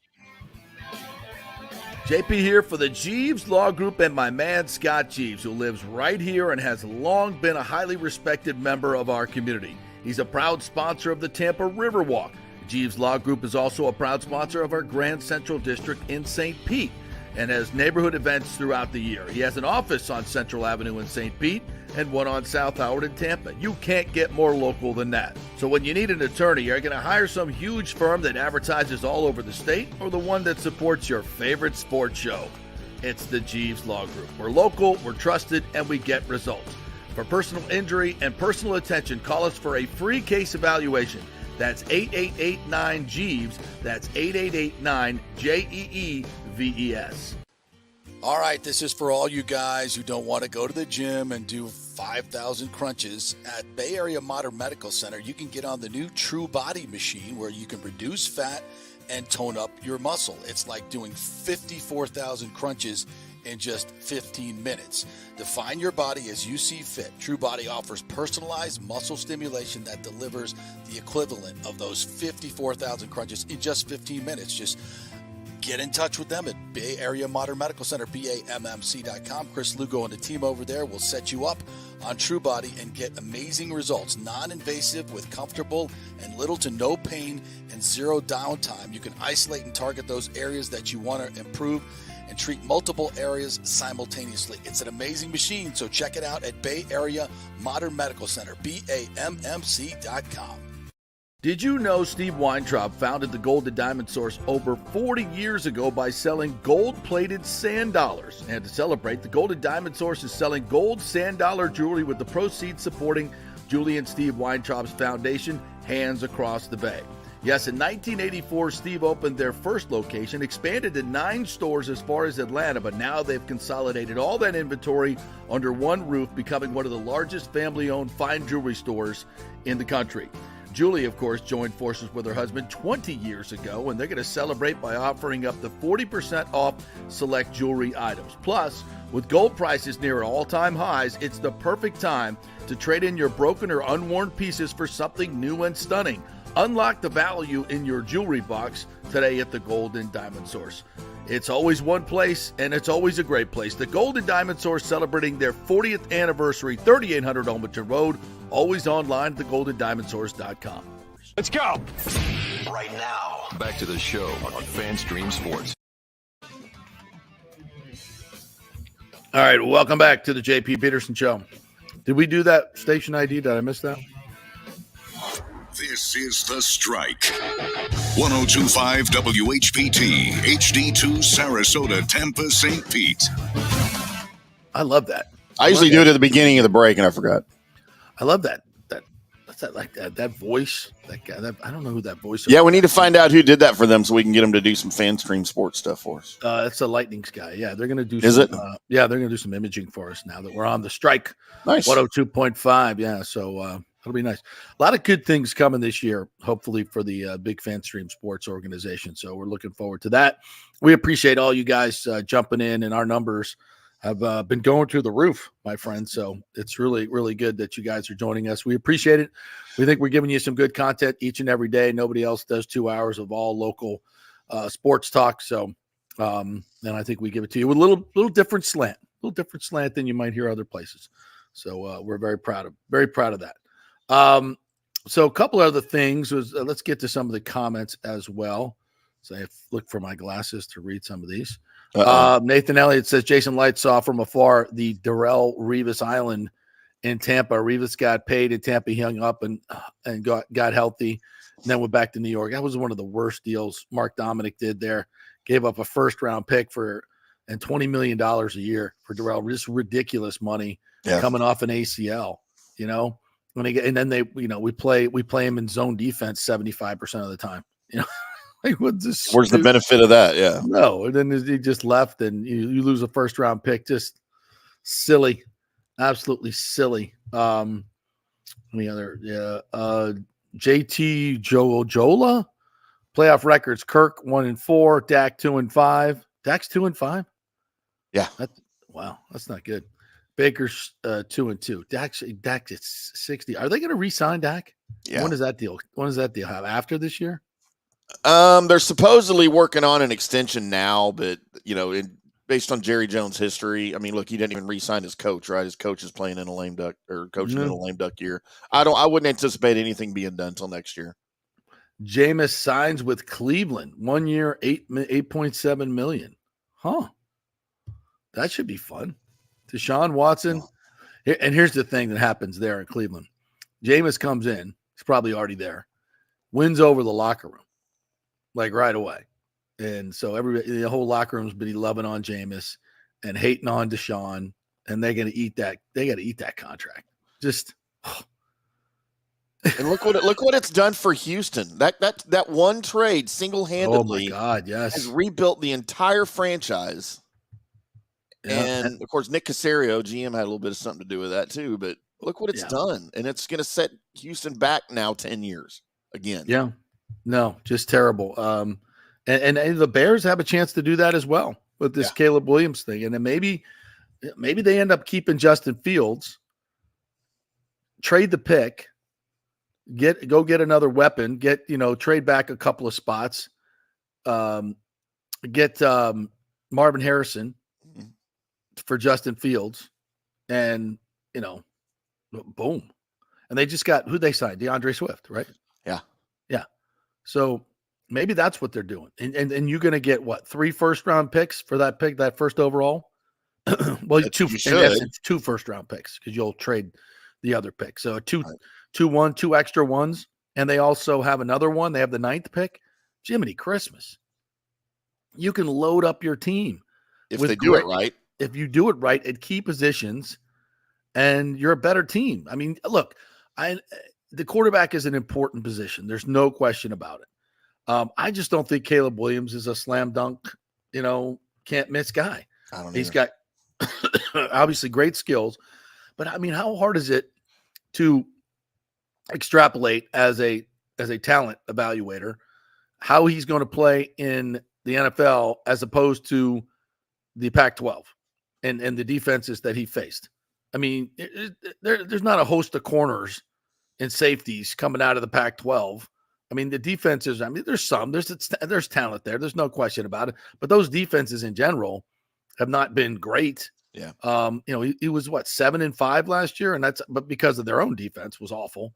I don't know. We always get these can't misses. I don't see it, but that's the Bears' problem. JP, for all the Cowboys fans out there listening in Tampa, with Cowboys news, they finally made a dip into free agency by signing long snapper Trent Sieg. Stop the presses. Stop the presses. I don't even know what to say right now. Yeah, and we mentioned the Panthers. Brian Burns is out of the division. Thank God. Bye-bye. And they got nothing for him. Got a 2 and a 5. When the rumor was last year the Rams offered him 2 1s. Whoops. Oopsie. What a dumpster fire. Josh Jacobs to Green Bay. 4 years, $48 million. Wow. Is he a significant improvement over Aaron Jones? No, I don't think so either. I don't get it. Aaron Jones just signed with who? He is rumored to be going to Minnesota. Yeah, Minnesota. Okay. So he goes to the Vikings. Yeah, I don't get it. Austin Eckler to the Commanders. Right. DeAndre Swift to the Bears, Tony Pollard to the Titans, Gus Edwards to the Chargers. Yep. Devin Singletary to the Giants. And we didn't mention Christian Wilkins. Miami got just hammered. Yeah. They lost a lot of good players. So the Raiders have Christian Wilkins inside and Max Crosby. And they paid Christian Wilson $85 guaranteed. It's worth it. Dude, he's worth it. Yeah, if you got the money. Absolutely. Those interior guys are fantastic. All right, let's welcome in our good friend Casey Hudson, covers your Tampa Bay Lightning. What's up, Casey? How are you? Hello. Long time, JP. Yeah, where you been, girl? Happy birthday. Thank you so much. Yeah, I've been running like crazy. It went from being focused entirely on hockey, all the home games that we had, and then last minute it was Super Bowl coverage. So then I disappeared a little bit to focus on that and then do Vegas, and then came right back to more hockey. How was Vegas? How was the Super Bowl experience? Yeah, it was great. It was my 6th one, but that was the first time that I was kind of relied on to talk as an analyst and sports betting and everything like that. So it was cool because I ran around doing 15-ish shows versus, the reporter style of getting information, chasing down players and so on and so forth. So it was a really cool flip of an experience. And I was definitely psyched because it's been fun playing analyst more than reporter lately. Well, what about the parties? I mean, what about the Super Bowl parties in Vegas? Were they legendary? Did you get to go to any? They were. I only made it to one for a minute. Let's see. I got in on Tuesday, but a lot of the shows that I was doing, I had to be back on Media Row by 5:30 a.m. So I want to pretend like I'm cool enough to rage all night and then actually be coherent a few hours later, but there's no way. And I was pretty nervous with some of the shows that I had to do. I didn't want to mess it all up, but yeah. Well, that's good. You were a responsible journalist. I could never claim to do that on my Super Bowl trips. I made my I like the hat, by the way. Casey, you an F1 fan?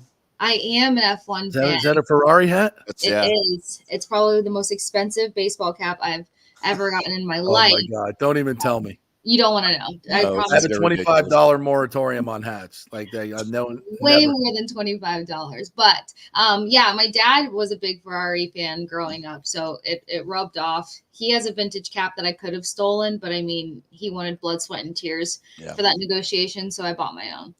Very nice. Wait a minute, I got some breaking news in F1. Max Verstappen just won a race. Oh my gosh! Surprise! Shocking.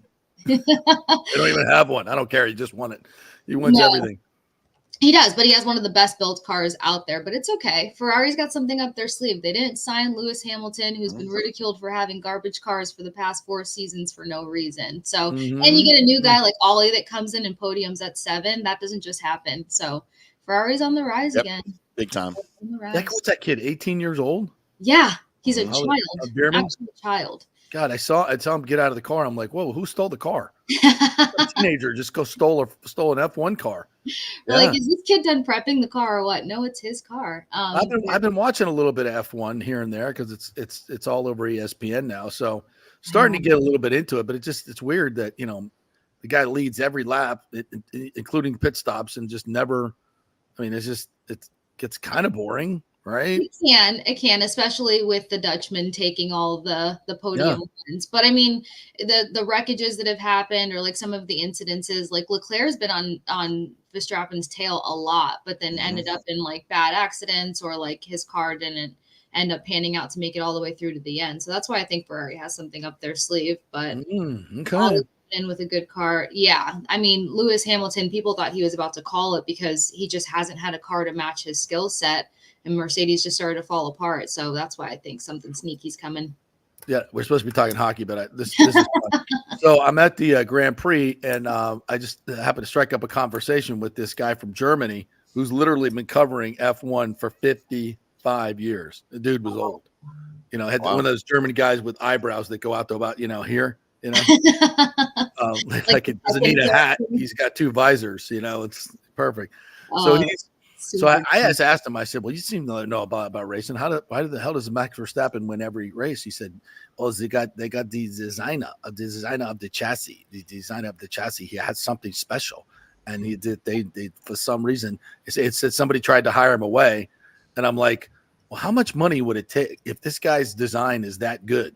Like, how much money is that dude worth? Like, is there even a number in F1 if you could take that advantage away from Max Verstappen? And evidently they couldn't get him.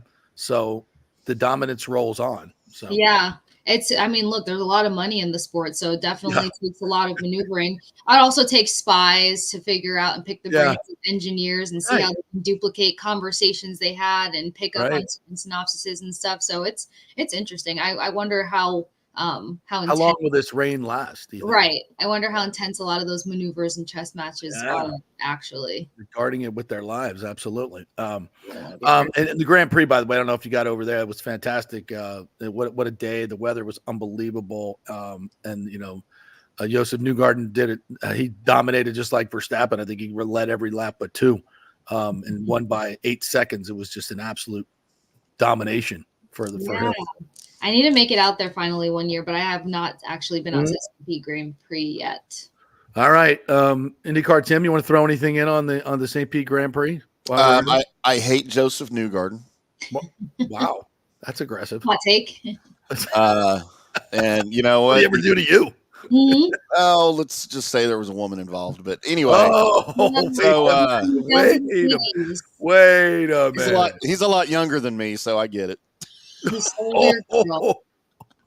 Look, if he's taking your girl, I think you're like, okay, that's okay. I was just I'll okay, that. Yeah. I didn't even try. I didn't even fight it.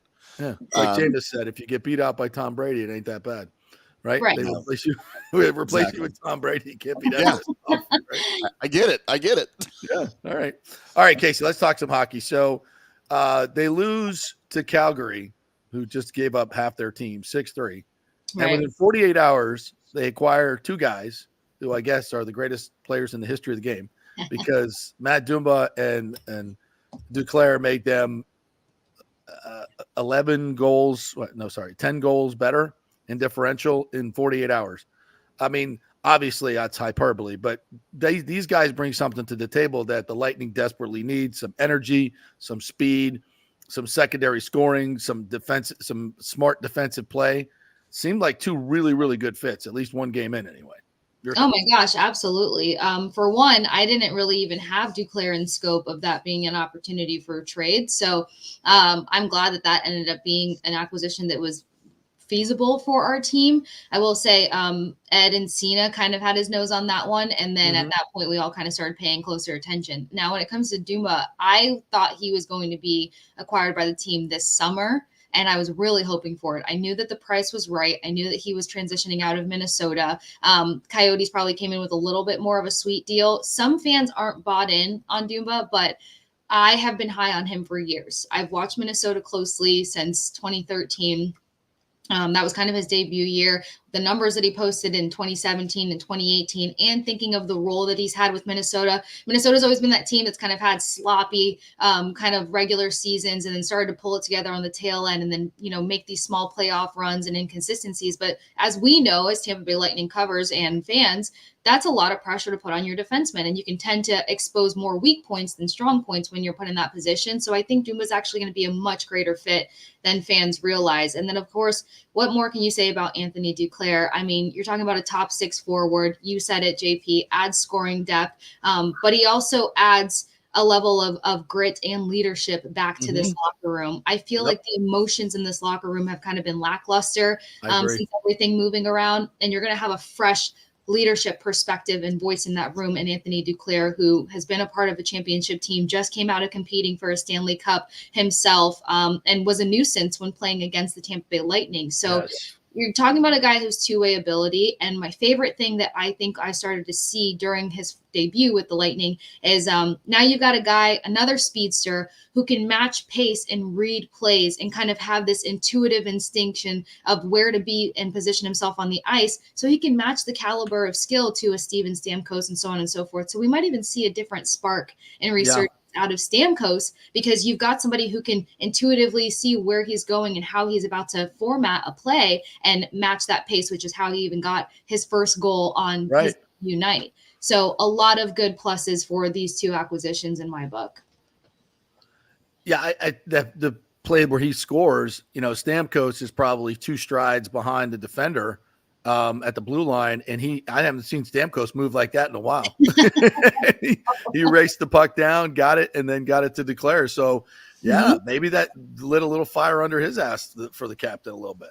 I'd say so, because if you look back at the play, the minute that Stamkos had his eye on the puck and decided he was about to push that bad boy forward and go for a breakaway attempt, Duclair was already in rhythm with him. Right. You can't play too tightly to a guy or else you don't create space for the pass. So I feel like the way that Duclair just read it, but still had the speed to keep pace with him, but still gave him the space to create the opportunity. You're talking about a hockey IQ that's going to help open up some scoring chances. And I think Duclair, Stamkos, and Cirelli's line alone maybe led the night in scoring chances. Also, when you look at the numbers defensively of how they had to protect their end of the ice, they put up a great two-way performance that night as well. We already know Anthony Cirelli is this, fabulous forechecking guy, but forechecking's been extremely inconsistent this season, especially coming from one of the teams that did it so well and so consistently in the past 3 seasons. It hasn't been their strong suit this year. So seeing how Steven Stamkos is now leveling up in the forecheck category, Anthony Cirelli is continuing to do what he does, and now you have this other guy that has speed as well as physicality and just grit to his game. Not saying that line's going to stick together, but we're just seeing how certain strengths that the Lightning have carried will start to come back and sync with their play.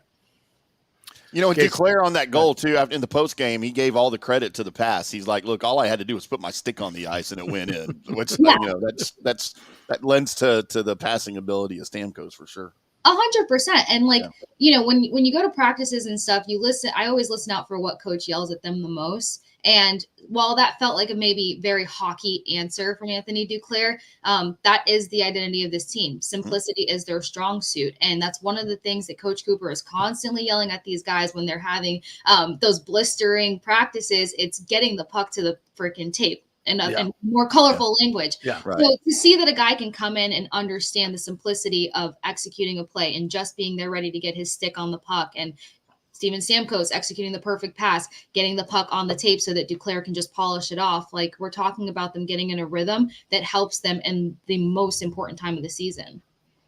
Casey Hudson joining us as we talk some bolts here. And Vasi obviously gets the shutout the other night. And, it's always a tricky conversation around Vasi because, he's carried this team for so long. And it's because he has carried this team for so long that it makes it a little, it makes it weird when he's not playing at an elite level. You don't want to throw it all on him, but the fact of the matter is when he's not, the Lightning are, just a little above average. And hopefully this was the game that sparks him to get back to that. Maybe this rest that he's had in this past week or so where they've had, a lot of space between games, maybe that's helped him. Where are you at on Vasi right now? Yeah, I think we're just kind of seeing a new era for Vasi. A lot of the Tampa Bay Lightning's status quos per se have been challenged this season, and I think it's for the better. So they're learning that while Vasilevsky can bail them out of situations, you cannot rely on that. And even though that just seems very, obvious, we've seen defensemen still fall short to Vasi's going to do what Vasi does best. So I also think that he realized entering this season that he can't be the ultimate workhorse for this team because his body's not going to continue to uphold that way.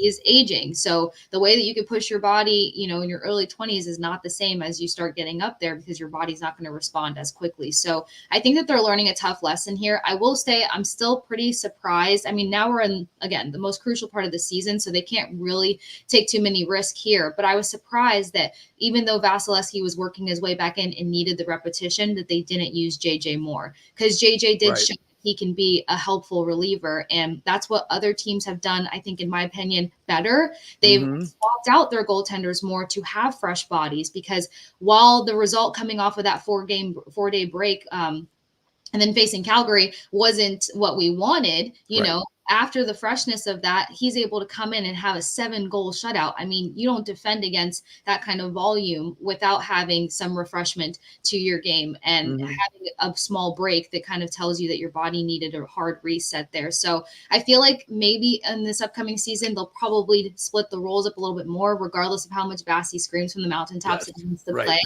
The long-term longevity there is just not realistic. And we're seeing that knocking at the Lightning's door, and they're going to have to answer that soon enough. So defense has to obviously play better in front of him. I think he's going to have a little bit of a chance here, because if you're keeping the puck on the other side of the ice, then you don't have much to worry about. But we also know that Bassey gets cold when he doesn't have a big workload going on the other side, and that can be costly as well. Well, are you going to tell him?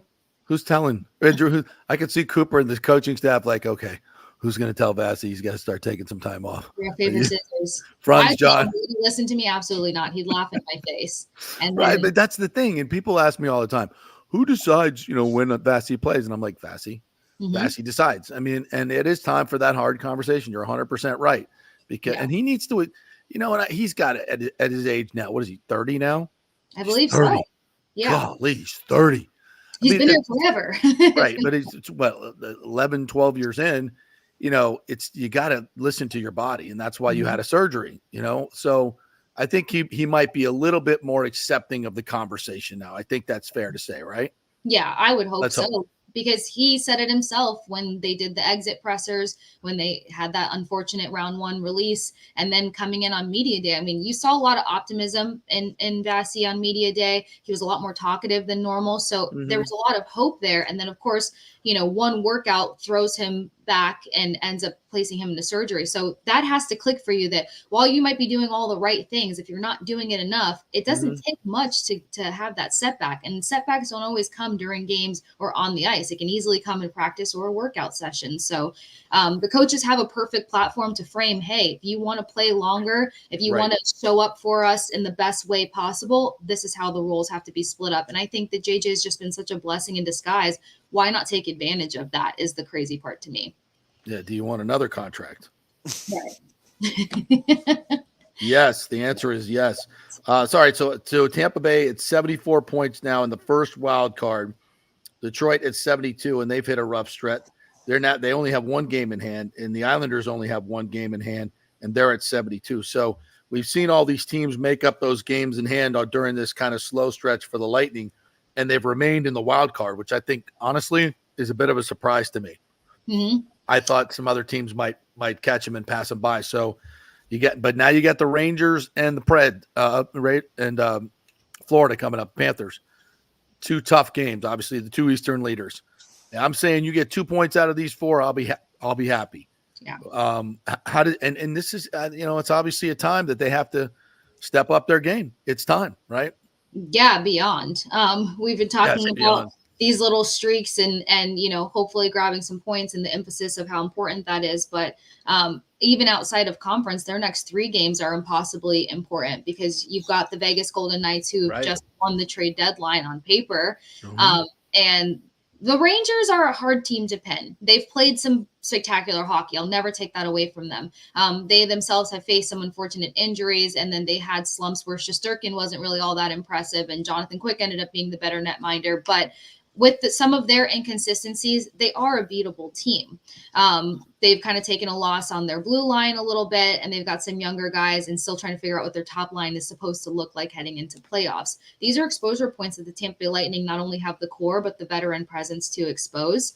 Yep. So being on home ice is going to be important. Something else that's kind of been inconsistent for this team is the power play. That was their strong suit. if they weren't getting those even strength numbers, you knew that if they forced a power play opportunity, they were usually going to collect. And they started to kind of find that momentum again. And Anthony Duclair jumped right in on that second unit, which tells you a lot. So again, these fresh legs, these fresh perspective, this leadership, and just knowing what job they have at hand, there's winnable games. It just comes down to the execution. So they have to come in and show up in the first period, and they have to defend their zone, and they can't be pinned into their zone, because that's what the Calgary did to them, which shocked me. That Calgary was able to pin Tampa Bay Lightning in their own zone when they're down defensemen, and we thought that they weren't going to be able to really tally many points. So this team's just been hard to figure out what the actual issue has been, but they're in a good position to build off of Saturday's performance, in my ultimate opinion. Yeah, they have to. Yeah. And you've got some lines that you need to stick with. They had practice today. I haven't checked out the lines yet because I didn't make it over there today. But if they stick with the lines from Saturday and give this team a chance to kind of find that synergy and find that chemistry, I think we're looking at a good game versus the Rangers on Thursday. And then the Panthers should be a big Duclair game, because why not show up against the team that traded you out to San Jose? Let's be serious. That was miserable for him to go out there. And then to take that slump, it's rude. So he should be playing with an ultimate chip on his shoulder. We already know that our players hate playing against these guys, but love playing against them in the same tally. And we've already taken 2 wins away from the Lightning this year. So Saturday should be one of those really cocky, confident chip on the shoulder. Let's go. Yeah. I like it. All right, Casey. Is that in Tampa or is that in Miami? That's down south. Well, Fort Lauderdale. Sunrise. Yeah. Sunrise. Wherever that is, exactly. In the middle of the freaking Everglades is where it is. Right. Right in the swamp, actually. Yeah, in a actual swamp, yes. If the arena doesn't sink into the swamp, they'll play. Yeah, exactly. You just go to the mall right next door. All right, so tell us how we get your content. You're at all kinds of different places, Odyssey, tell everybody where they get your content. All the things. I know. I love how everybody tries to explain that. Everything's over at the Sports Case, KASE, on X as well as Instagram. I have a daily show with BetQL, sponsored by BetMGM, called The Daily Boost with Lucy and Kate Constable. Believe Network, Casing the League. We've now expanded that from just hockey conversation to all the leagues, which has been fantastic, and it's betting focus. And then obviously I cover the Tampa Bay Lightning through Odyssey, and then I'll be we got Women's Month coming up, JP, so I'll be hanging out in your spot for a second here shortly. That's right. I'm trying to get Franzone to tell me a date so I can make some plans. I know. All right, we'll figure it out. We'll find out soon. All I knew was it's Women's Month, and hey. That's right. That's right. That's all I get now. But time to celebrate. I like to celebrate women. Yes, absolutely. All right, Case, great stuff. Appreciate your time as always, and we will see you at the rink. Thank you. Of course, JP. See you guys.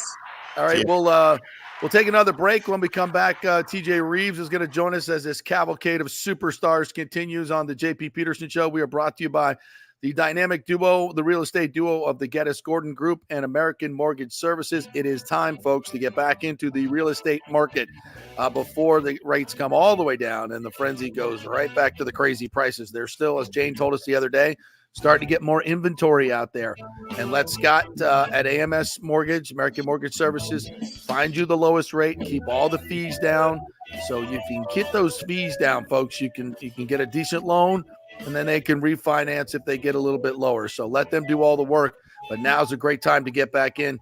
It's the GettysGordonGroup.com and American Mortgage Services. You can get Scott at AMS Tampa. Scott at AMS Tampa. Tell them the JP sent you. All right, back at 3. Stay with us. Hey, it's a great time to buy a house and get a mortgage with American Mortgage Services. Okay, I got your attention now. But JP, rates are at 8%. That's true. But I spoke with our friend Scott Fitzgerald at AMS Tampa, and this is what smart people are doing. Rates peaked at 8% last month, but they've come down, and AMS recently locked some folks in the high 6s. Prices have also stabilized or dropped in some areas. So if you're going to eventually buy, now is the best time to get the house you want. Fitz will get you the best rate out there, shopping it around to dozens of lenders, and when rates come down in a year or so, and the frenzy begins again, prices go bananas again, you will already have the pick of the litter. Then he will refinance you and keep costs at nearly zero, because that's what they do at AMS Tampa. You're back at 4% in the house you wanted while others fight the frenzy. Be smart. Stay one step ahead. Email Fitz at scott@amstampa.com, scott@amstampa.com, or call 813-294-7595. Scott Fitzgerald, NMLS 386-722, American Mortgage Services, 1000 North Ashley Drive, Suite 1020, Tampa, Florida. All right, this is for all you guys who don't want to go to the gym and do 5,000 crunches. At Bay Area Modern Medical Center, you can get on the new True Body machine where you can reduce fat and tone up your muscle. It's like doing 54,000 crunches in just 15 minutes. Define your body as you see fit. True Body offers personalized muscle stimulation that delivers the equivalent of those 54,000 crunches in just 15 minutes. Just get in touch with them at Bay Area Modern Medical Center, BAMMC.com. Chris Lugo and the team over there will set you up on True Body and get amazing results. Non-invasive with comfortable and little to no pain and zero downtime. You can isolate and target those areas that you want to improve and treat multiple areas simultaneously. It's an amazing machine, so check it out at Bay Area Modern Medical Center, BAMMC.com. Everyone knows Italiano Insurance is your go-to for home insurance, but they also have an amazing team that focuses on business insurance. Yes, your business is most likely your biggest asset, so make sure you have the right coverage at the most competitive price. And if you started a side hustle recently, don't forget you need business insurance, because if you get sued in this over-litigious society we live in, you could lose all your personal wealth. So get that business insurance. And for the best customer service, always choose Italiano. My representative, Charity, is amazing. I called her late on a Friday because my insurance was going to lapse. She stayed late until the job was done. You just don't find that anymore. Give them a call, 813-877-7799. That's 813-877-7799. Italiano Insurance. Let's go. Right now, back to the show on FanStream Sports. Breaking news. We got breaking news. Sad news.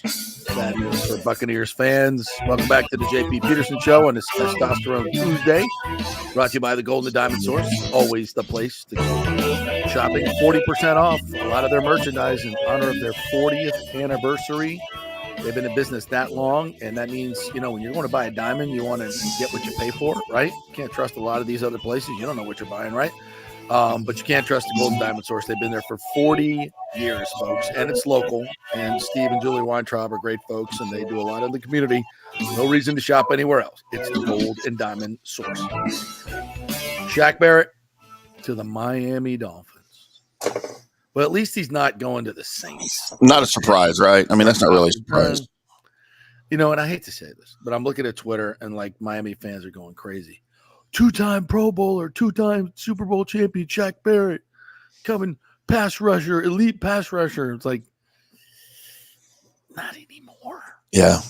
You're not really getting him in his prime, are you?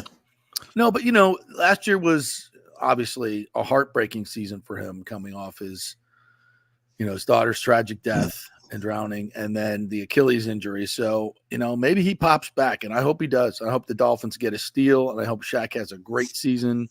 And I hope he, I hope he comes back and worse. We just couldn't re-sign him and keep his contract. It was prohibitive. Yeah. And hope, maybe he goes to the Dolphins for a year and comes back. I think he wants to retire as a Buccaneer. So go get healthy, come back. We'd love to have you. But good for him. I'm glad he's got a contract. He's got a home. The Dolphins lost Van Ginkel and Christian Wilkins yesterday. So they get a guy at a much lower rate that hopefully can help them. Did you see the other breaking news? Not Bucs related necessarily, but another running back on the move. Who's that? The Bengals have traded Joe Mixon to the Texans.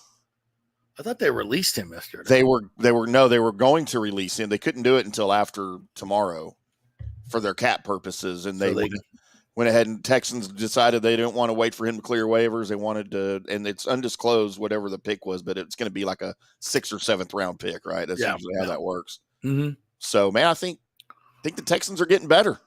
Yeah, Joe Mixon has always been super productive, tough guy to bring down, very dependable. I think he helps them as a veteran. Yeah. He comes in and really, really helps them. Texans are, they're loaded. 1,000-yard season, played all 17 games, had another 400 yards through the air last season. Good God, what else do you want from a running back?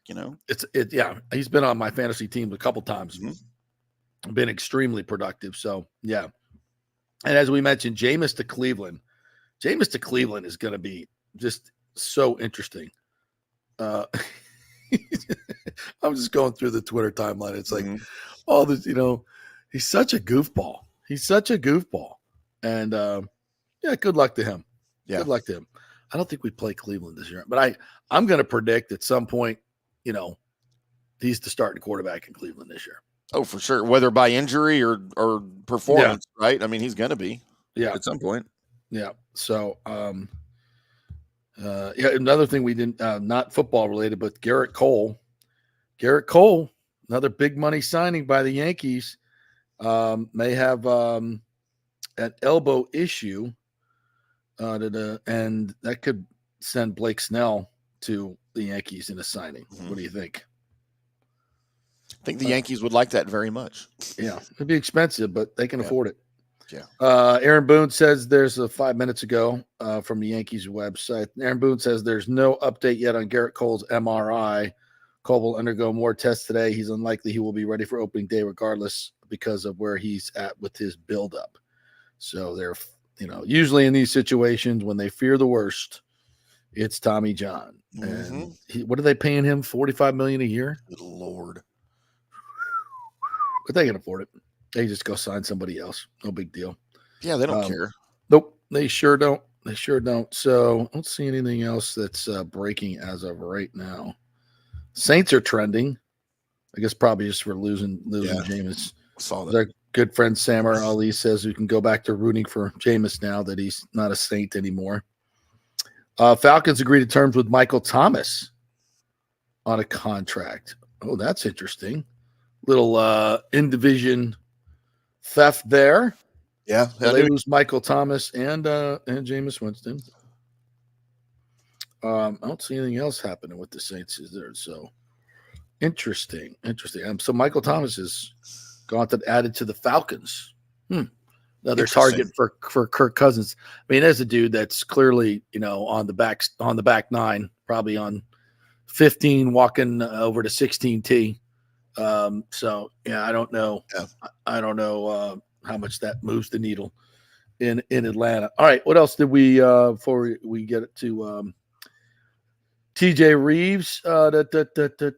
Somebody asked earlier about cap space for the Buccaneers. Sport Track has them at $22 million as of this point. They released Gage. I don't know if that figures in the Carlton Davis signing. So I think they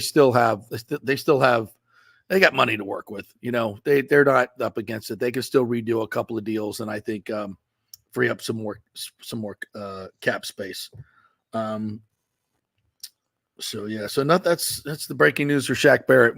We wish him the best, and it's Miami, so he doesn't have to move very far and can probably hang at home a lot here in Tampa Bay. So we wish him the best.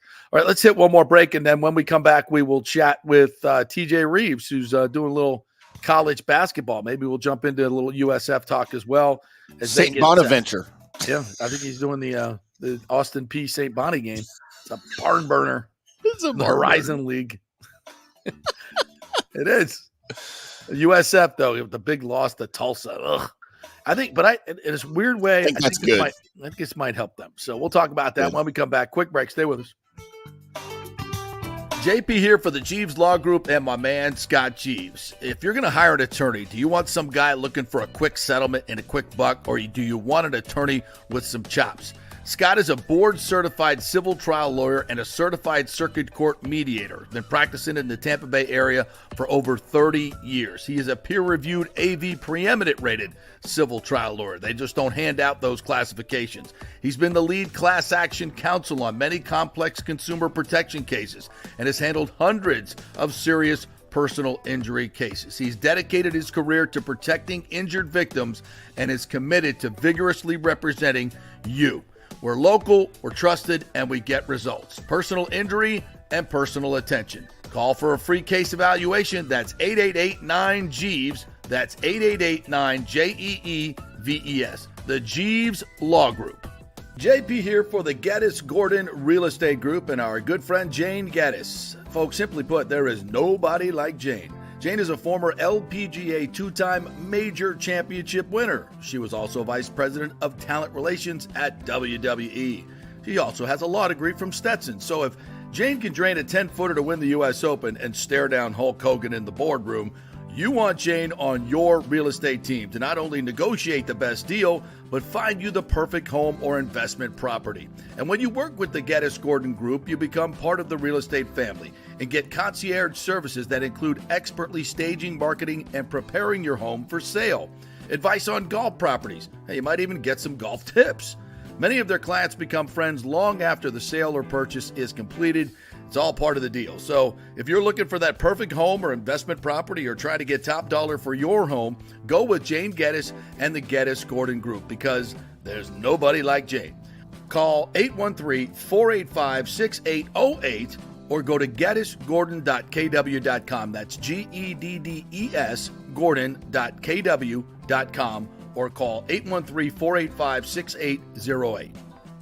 Everyone knows Italiano Insurance is your go-to for home insurance, but they also have an amazing team that focuses on business insurance. Yes, your business is most likely your biggest asset, so make sure you have the right coverage at the most competitive price.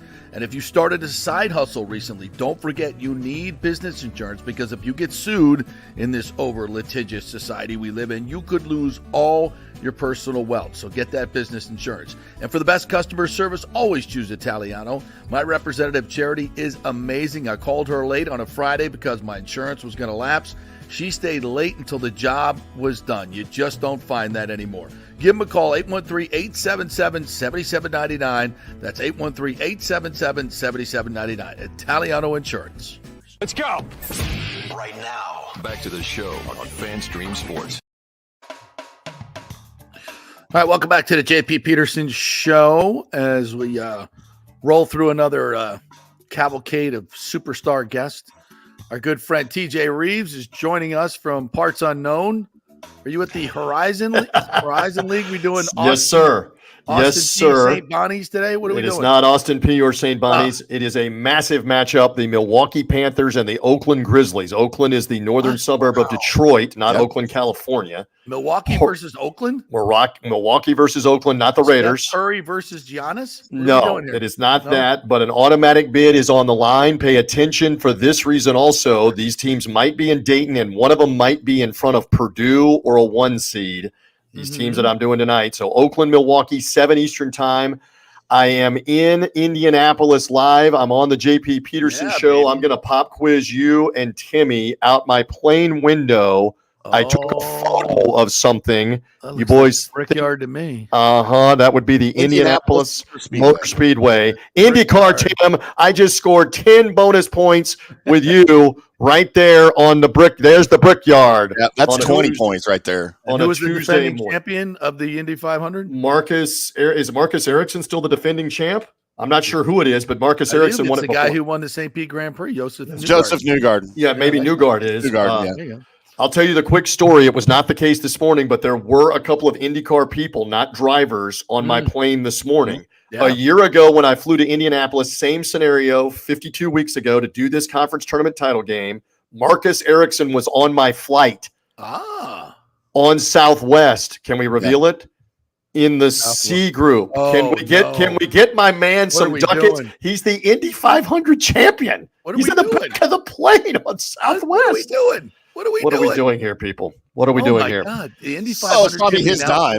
He was paying for his flight. He's saying, somebody get the man a good flight. Get him his own plane. Get something. I don't think Max Verstappen is. No. In C. Somehow I'm thinking Joey Logano of NASCAR is not in the C group.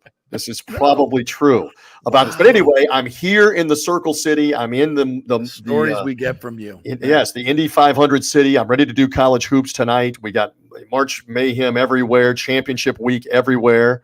So USF lost, and I think it's a good thing, though. Get the pressure of the.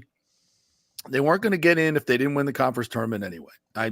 I'm sorry, but certainly this damages the argument that we kept making. The qualifier I had with you over and over again was win out, get to 17-1 and win out. They didn't do that. They lost to a Tulsa team. They had no business losing to. Now the interesting thing is they may play Tulsa coming up. I believe it's Tulsa and East Carolina, ECU. Winner plays South Florida, plays USF. So you may get the revenge. But you're probably right. You've probably got to win the automatic bid at this point. More than likely going to have to go through Florida Atlantic in the title game to do it on the neutral floor in Fort Worth. So we shall see. But a tremendous story for the Bulls. How much will it resonate in that room since they lost at the end of the year? I just don't know. You probably need to make sure there's no doubt. You got to leave no doubt and go win the automatic bid. Let's see if they can. It's a wide open tournament in Fort Worth coming up. Well, that loss, puts a little spur in your saddle, so to speak, as they go to Fort Worth, right? Just it's a little, it'll piss them off a little bit and get them ready to kind of reset them. And the end of that game on Saturday, I know there was so much going on Saturday, was very unlike them because they turned the ball over a couple of times. They bricked some free throws at the end trying to make a comeback.